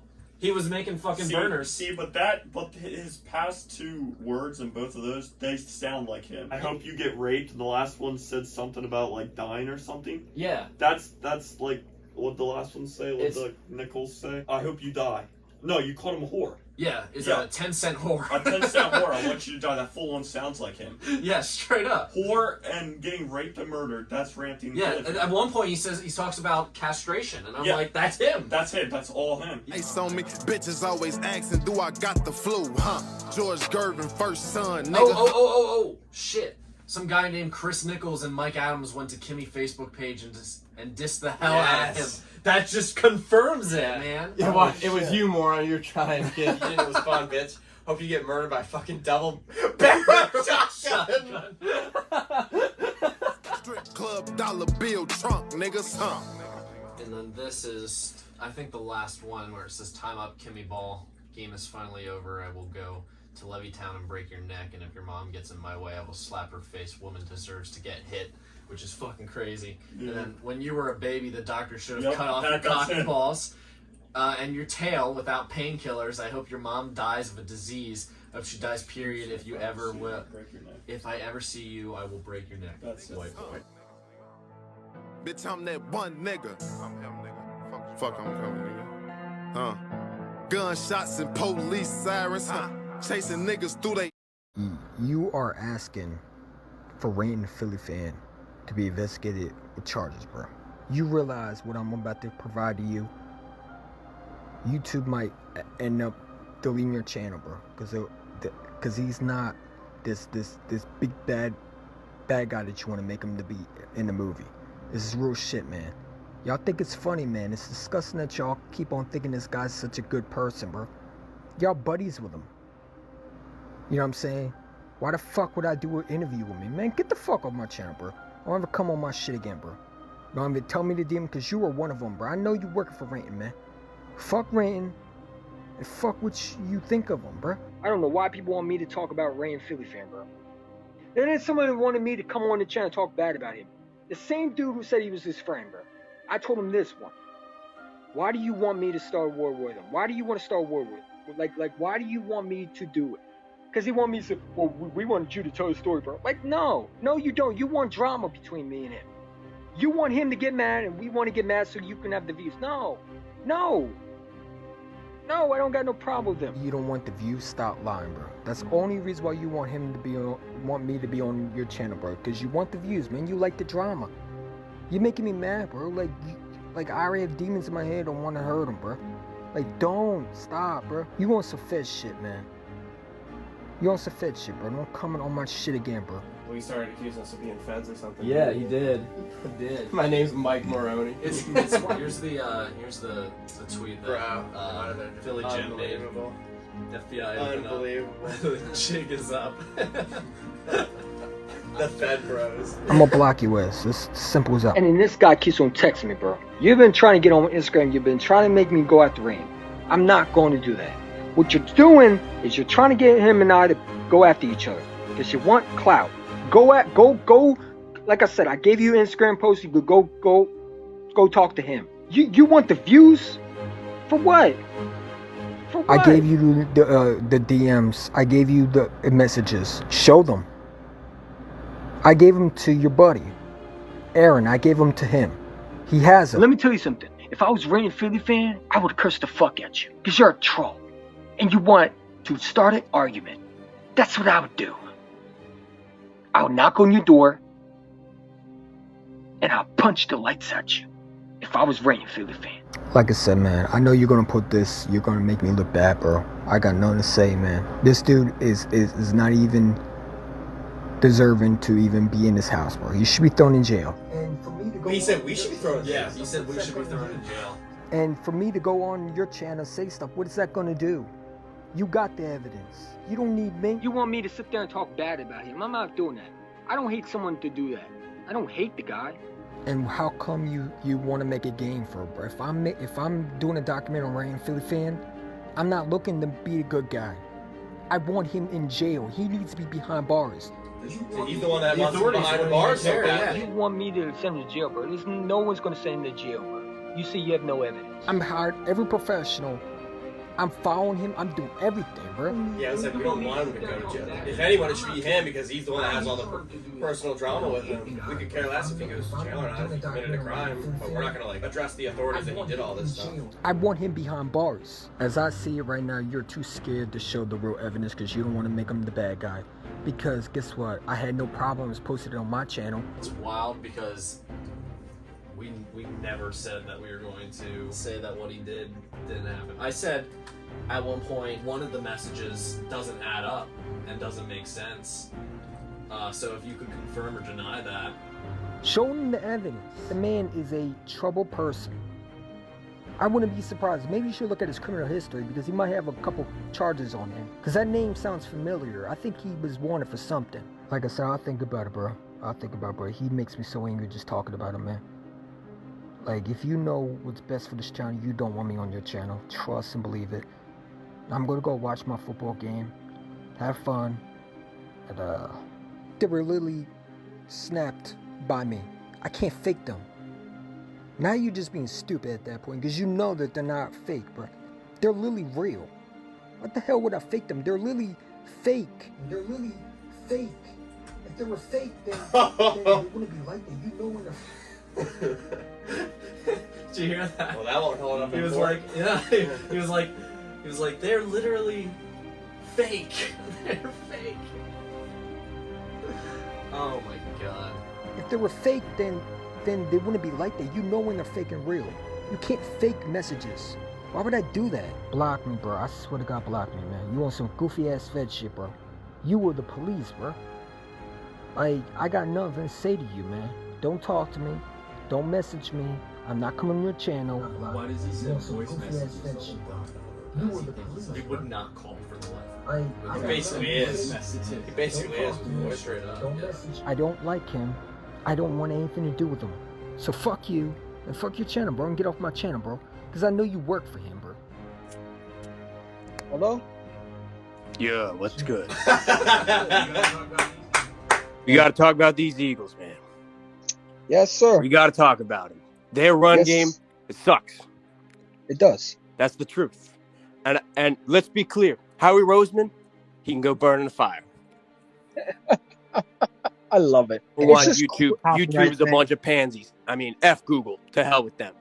They'll block anything. They'll get on you like the Hawks. That's crazy. I would die just for one good linebacker, just for a few years. Right? I'm with you 100% on that. Yep. All right, well, now you're gone. You get a bunch of people coming here just want to fucking troll, run their mouths. Yeah, well, he's gone now. Whoever it was, block him. Get rid of him. If you're going to come on here and freaking troll, just freaking leave. Because we're going to block your ass if you don't. Those trolls, they a bunch of no-lives.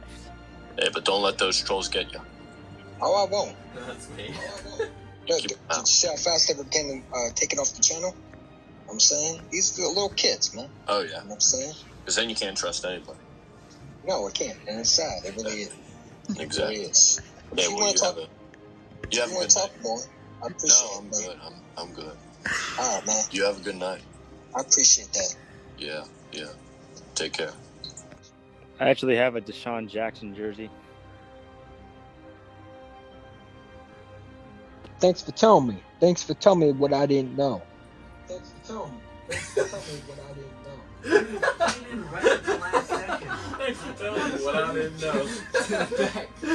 Thanks for telling me. But yeah, so that's Kimball. I knew him way before RPF too. Yeah, like probably a full year. Because Mason, it's crazy. I don't even know how Mason found both these dudes. No, but the first live stream ever, yeah, Mason's like, you gotta check this dude out. And the first video I saw was him literally smashing the glass on his bed. On his fucking bed. Yeah.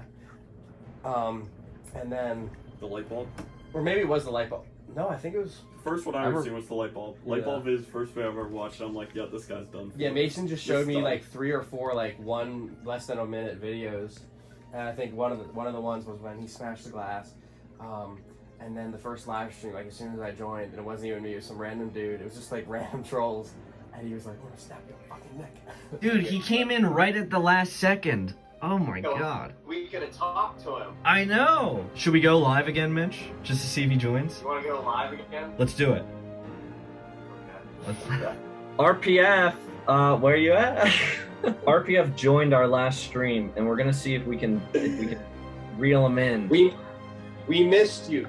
We're just waiting for him. We want to give him moderator. He comes back. You should give Philly Jim moderatorship. Yeah, I should do that too. The Desert Eagle interview went great. Owen's in. Well. There he is. Look what we have here. Dude, what do you got to say about RPF? Where do I begin? Anywhere. Man is a monster. Dude, it takes one to know one. That's true. Well, the first thing that I'm doing is I'm apologizing for all the shit we put him through with those troll comments. It's kind of crazy. He has, I think, somewhat grown a little bit compared to what he used to be.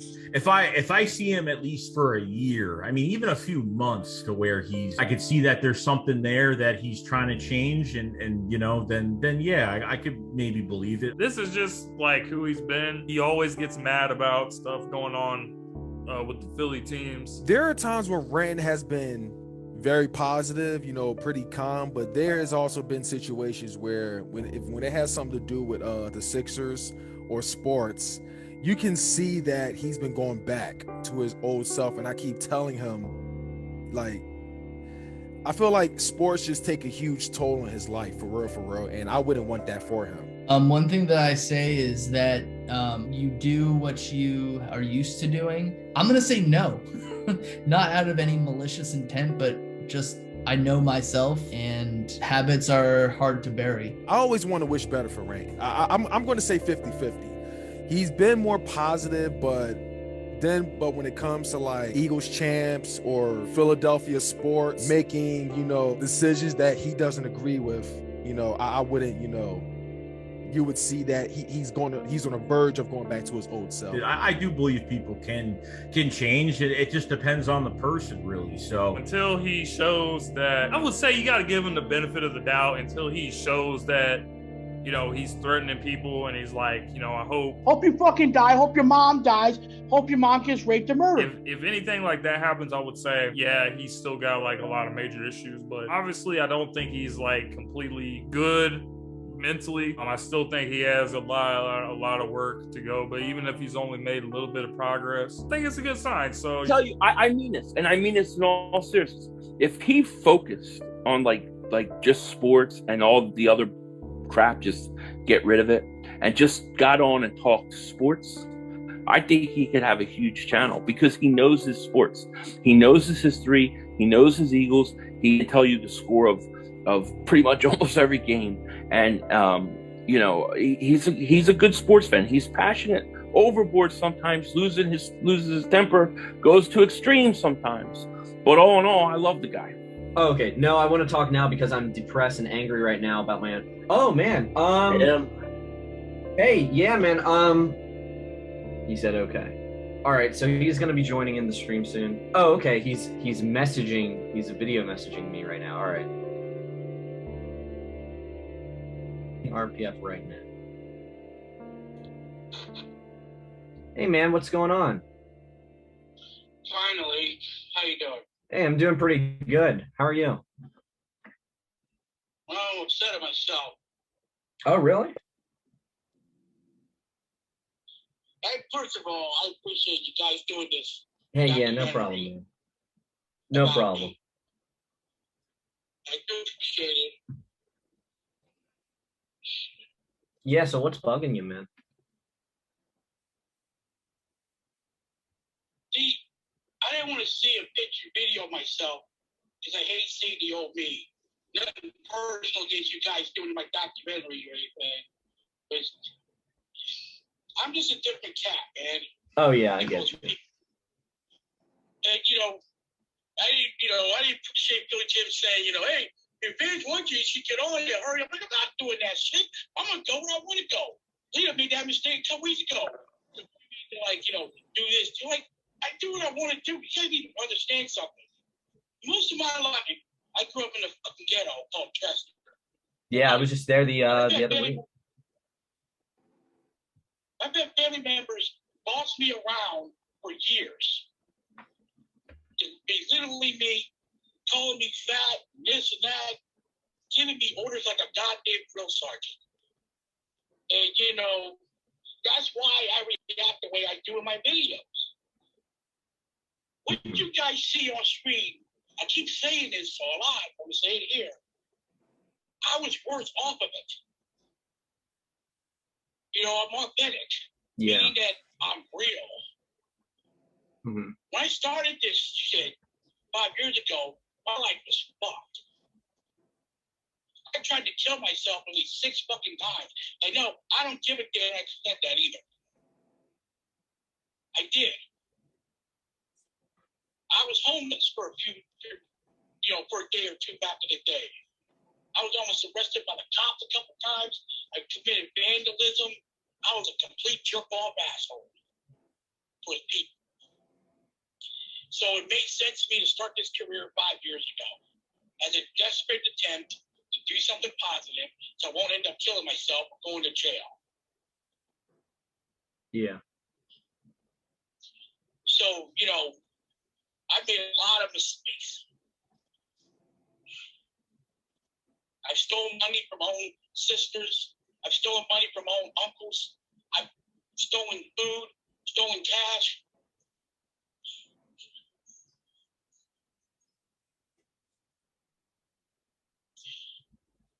Yeah, I feel you, man. I saw your older videos. It's quite it's hard to get through. I understand. I've done a lot of fucked up stuff. Mm-hmm. I've had the point where my sisters and my family wanted me to die. That's how bad it got. Yeah. So next time, please, in the future, don't tell me to hurry up, get in the live stream. The fans are counting on you. I don't want to hear that. Because I'm going to get mad if I do. Yeah, I mean, I'm sorry to do that, but I'm laying down the law now, man. This is not the right time for me right now. Yeah, I totally get you. Yesterday was the 19th year anniversary of my mother's death. Oh, wow. July 28th of 2002. I'm 44 years old, and I'm still having a hard time getting over that. Mm-hmm. Next week is August the 3rd. It would have been my girlfriend's 45th birthday.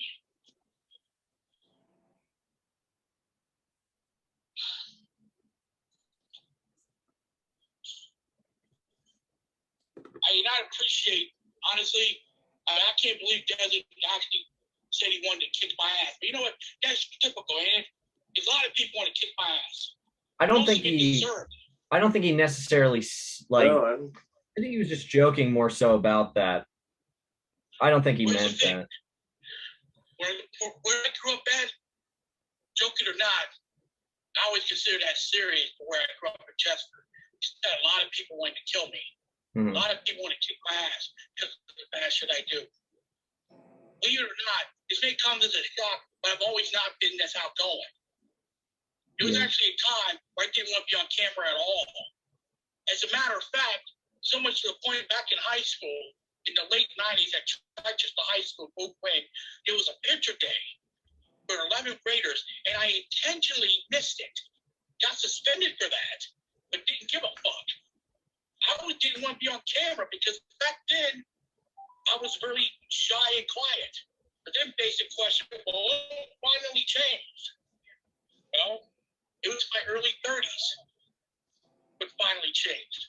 I wanted to make a mark on my world, so nothing was good.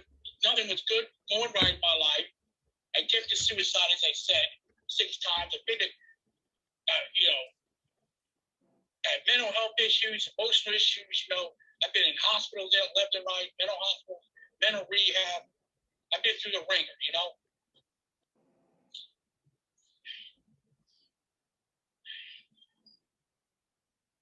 And I'm so misunderstood, it's not even funny. I'm misunderstood of a person I really am.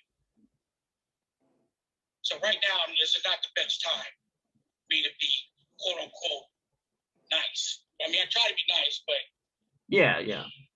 Hey, it's all right. Say what you want to say. Yeah, don't worry about it. Doing, Yeah, don't worry I about don't it. want to drill sergeants, This is your show, and if you guys have rules, I'll listen to it. It's your program, but I must know be. Yeah, we don't have any rules here. No, Just- you do what you want to do. Whatever feels most comfortable. And I want to say this out. The desert, everybody I've ever pissed off. I'm sorry, but I can't go back in the past and fucking change things. Yeah. I keep telling my dumbass sisters that. I can't keep fucking, and my relatives. I can't go back 5 years ago and have a time machine and change things. Every day I think about all the stuff I've done in my career, YouTube, how I regret most of the stuff I've done. The time I, had a few with Desert or PR-52, I really regret that. Bad. At first, you guys were doing this, I thought it was going to be a Ranting Philly Fan smear job at first. No, we're not about obviously that. not. And I do appreciate you guys being fans of mine. Because for the most part, throughout my life, I didn't have any fans at all, except for my buddies and my mother. Basically, that was it. There's not a lot of enemies.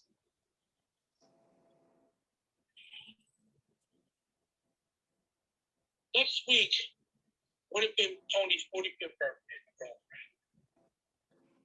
And it's tough for me to watch desert videos sometimes and feel like I wonder why, because they got wives. Yeah. I don't. I wanted a wife. I was going to have a wife. And tried to save her. She was a drunk. She was alcoholic. But I didn't care. I didn't care. But I tried to save her. Yeah. Is that what she passed from? Alcoholism? Yes. Oh, okay. Yes. Gotcha. Yeah, I'm so sorry about that, man. It came as a huge shock to me. I feel horrible about it now still. Thank you. I appreciate that, Aaron.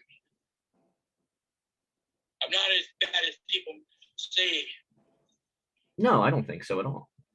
that I am. But damn it, if someone can tell me, do this in the future, if anybody tells me, RPF, you have to do stuff, RPF, you have to go in this live stream, I'm gonna fucking get mad. I want to kick that person in the ass, whoever says it. Just tell me politely, okay, ask me a question. Okay, RPF, do you want me to go to your room? If I say yes, I'll go. If I don't, I'll have a reason why I don't. Now, if I say, type of thing. But if I choose not to go, I choose not to go. You know what I'm saying? Yeah. I want to be treated like an adult. I don't want to be treated like I used to be treated for 38 years, my 40-year life, being a drill sergeant. I can't take orders. I will fight anybody that wants to give me an order, even if it's a joking way. You guys understand something. North Chester, I got shot at a few times. I got jumped, mugged, a lot of that shit. I'm lucky to be alive, growing up in that hellhole of a town. Yeah, it's bad. And it's a hellhole of a town. It's the worst city in this goddamn state by far. It's crazy. Not even close. Yeah, you get past the Chester sign and everything. Yeah, it's like stepping over a whole new world over there. It's crazy. Yeah, which is why Ridley Park life is actually better now. Yeah. Living on my own. But at the same time now, I'm by myself again. girlfriend's gone. And I've been desperately trying to reconnect with my family, telling them I'm not the same guy I used to be. But I've been here for 2 years, and I still have no relative visit me. 2 years. And I'm missing out on their lives. Yeah, man. Every day. You see how the lights are out here? I'm in the dining room. When Tony was alive last year, it was always on. Ever since he's been gone, it's been dark. And I've done it intentionally being dark, because that's exactly how I felt.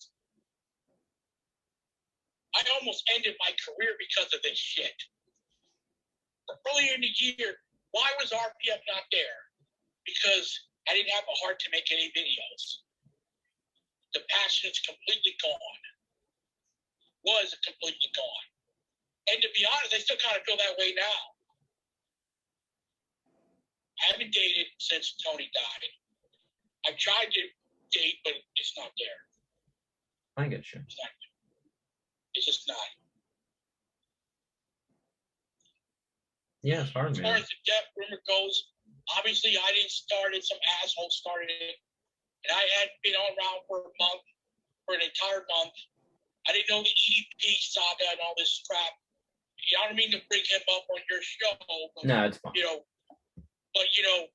For a month I didn't go on YouTube. Well, I did go to YouTube, but not any Philly sports. I didn't go into Eagles YouTube. I took a long vacation to reassess my life. Mm-hmm. So for an entire month, that's why I wasn't on. Well, I think that's what you need sometimes. Sometimes you just need a break from all that Then stuff. I come to find out, oh, RPF's dead. How would you feel? Or anybody would feel? You go anywhere in public, person, or on the internet, or newspaper, and then you see, well, in this case, my nickname, my real name, William Thomas, but my nickname, you see, RPF's dead. Wouldn't like that, would you? No. By the way, I deserve a lot of credit for not harping on that or even getting mad over that, which I should have been, but I'm not. I am a little bit, but not enough to the point where I'm cutting promos on these people like if I'm a wrestling personality. But I'm still, that was bullshit.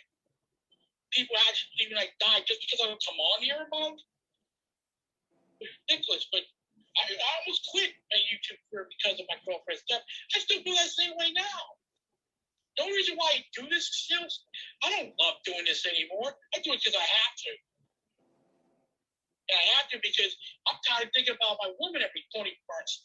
Well, not 24 hours, but every single time I'm awake. You would say it's like a vice for you. It's an escape. Yes, it is. Think about what views I'm going to make, or how many views I'm in, or how many I'm at Ben Simmons is a hell of a lot better than think about my dead girlfriend. Because that is very severely depressing. Yeah. When I think about that. Mm-hmm.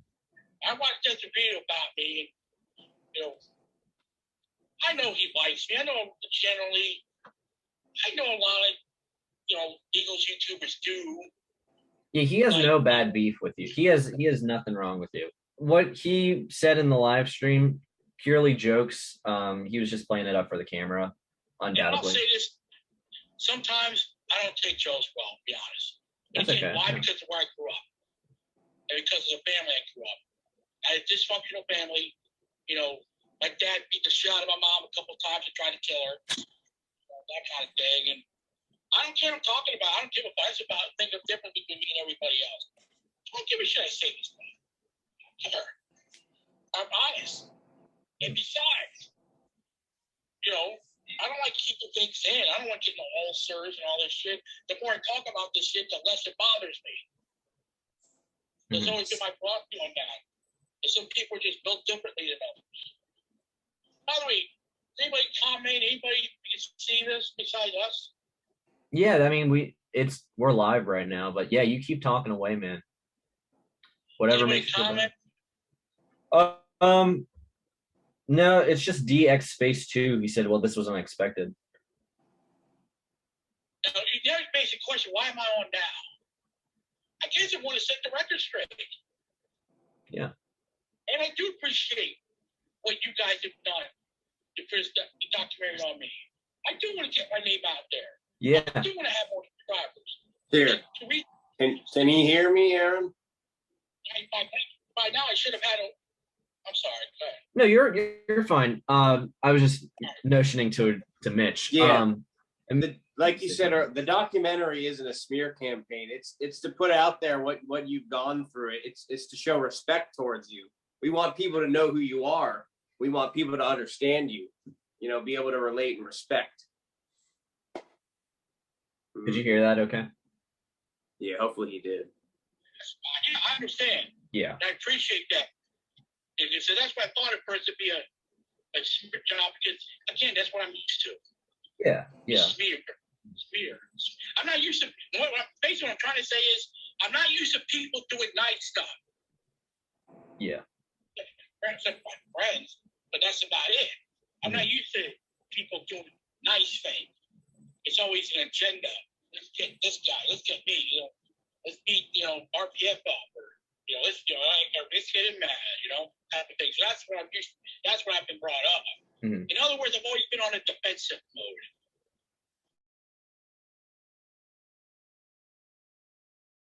On you, I don't want to hear that because I'm gonna get mad if I do. Yeah, I mean, I'm sorry. I have no idea. I'm laying down the law now, man. This is not the right time. I love how he says that. Laying down the law. Laying down the law. Yeah, and I was like, yeah, he was yelling at me. Like, he was yelling at me on the phone. I was like, okay. I was like, all right, yeah. I still wish I would take the drive in a heartbeat to shake hands with him. Dude, that's what I'm saying. 100%. We gotta. 100%. He ever dropped his Addy, I'd drive up on a Saturday to shake hands with him. He doesn't even need to drop his Addy. Yeah, he just needs to give us the okay, and we'll go. I don't even want to diss or anything. I just want to shake Hell hands. no, yeah. I want to meet him, just him in person. Like, I think he's a great character. Yeah, not a bad person. Oh, no. Like, he's just, like, he's got all these problems. He has a hard knock life. He does, man. At the end of the day, that's what it is. Yeah. At the end of the day, it comes down to, how do you think he really feels? The dude's was before rehab and all that, or who knows if he lapsed again, but for whatever, he's taking 20 pills a day. Yeah. Any man, woman taking 20 pills a day, clearly they're not having a good life. Yeah. Clearly he has other thoughts about life than what we have thoughts about. Yeah, no, he fucking has it rough, man. But yeah, I would go to 100% Ridley Park any day. 100%. I mean, I did, and it was weird. Pass by, yeah. Going to Ridley Park was really fucking weird because. you went down there? Oh yeah, I went down there.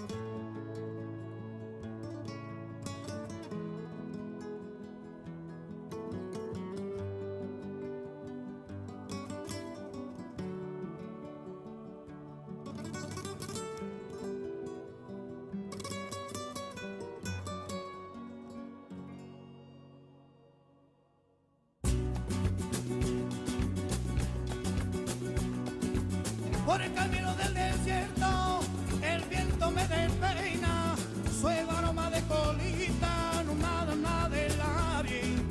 Ella de lo lejos, una luz entera, la idea de mezclar. Te vi por en la noche, ella estaba a la entrada y la campana de sonar. Y me dijo ya mismo, esto puedo del cielo. Ella enciende una vela y nuestra de camino. Soy vos el corredor y yo te dije diciendo, he venido del California. Such a lovely place, such a lovely place. He venido del California. Such a lovely place, such a lovely place.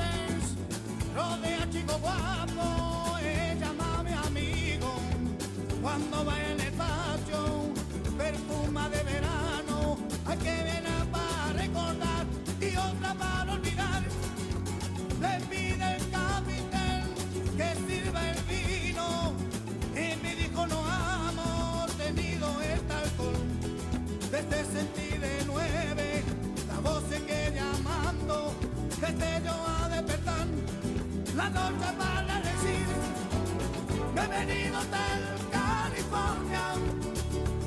Such a lovely place, such a lovely place. Bienvenido Hotel California. Such a lovely place, such a lovely place. El espejo en el techo, champaña en el hielo. Y ella dijo, somos todos prisioneros. A los cuatro principales, hace su siesta. Ataca a la bestia con sus puñales, pero no lo logra matar. Mi último recuerdo, corearse de la puerta, debió encontrar el camino por donde había llegado. El acérdico portero, con eso no recibí. Puede salir cuando quiere, pero nunca de partir. Bienvenido Hotel California. Such a lovely place, such a lovely place. What do you think about him, though? Oh. Okay. Oh. That's The not average what- Philly fan. That's not what I expected. What do you think? Is he the average Philly fan? Yeah, I would say so. What do you think? Do you think? I think he's struggling I think- internally. Yeah. And I don't think his anger is fake by any means. I mean, the dude is clearly hurting. Yeah. And I mean, don't get me wrong, we all know what life is nowadays.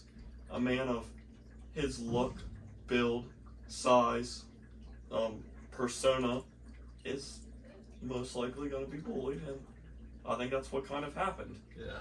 And now he's living his life and no regrets anymore, and he doesn't care, and that's kind of, you can hear it in the way he talks. I don't think he truly means everything he said. You meet him outside of that stream service, he isn't going to look at you and be like, oh, I'm going to rape your mother.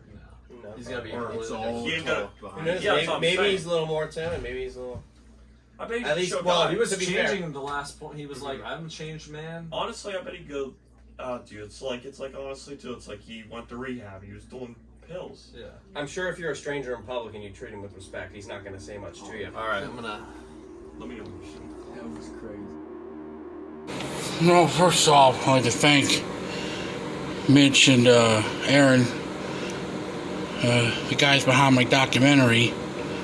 So, thanks to those guys and War Series crew and the people behind my documentary to try to put me in a more positive light. I threatened a lot of people. I threatened Desert, Joey Shakes and Philly Jim and, lots of other guys. Kimmy and I put in a lot of people. It's like the only thing to rectify that or to provide me happiness is for something bad to happen to those people. Because I took offense that they pissed me off, or I took offense at anybody that pissed me off. To always go for the jugular and say or want to do these ridiculous things and say these ridiculous things. I just really hate, looking back on my past.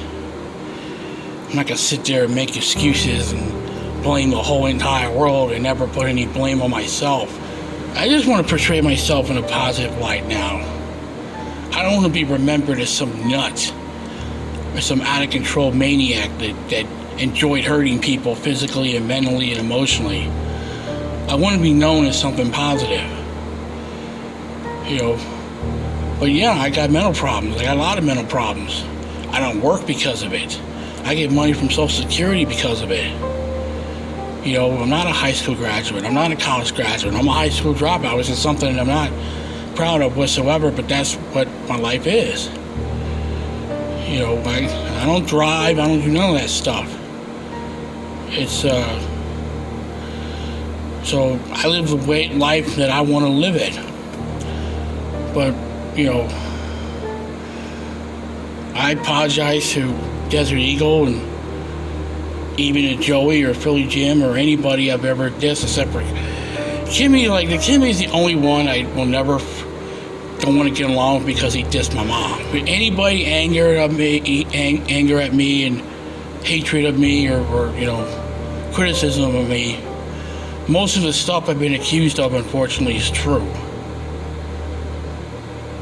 And as I said, the stuff I've done outside of my YouTube career, being William Thomas, is much worse than what I've done on YouTube.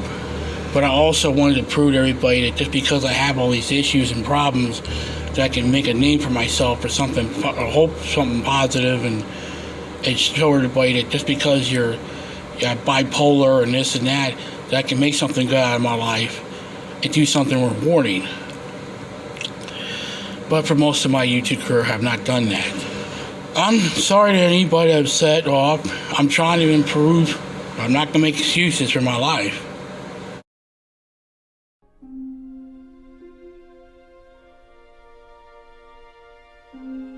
It's been 4 years since the discovery of Ranting Philly Fan. Hopefully one day we'll get to meet RPF. But he's been offline for the better part of a year now. Which begs the question. Where did he go?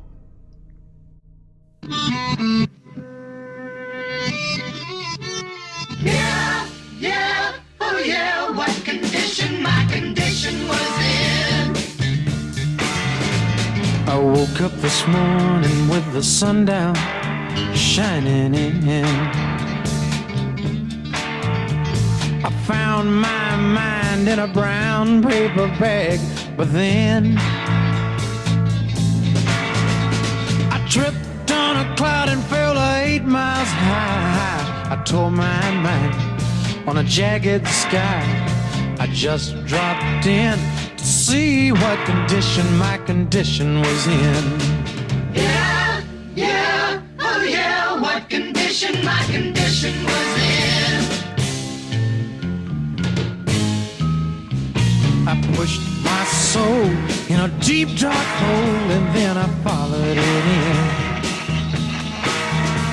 I watched myself crawling out as I was crawling in. I got up so tight I couldn't unwind. I saw so much, I broke my mind. I just dropped in to see.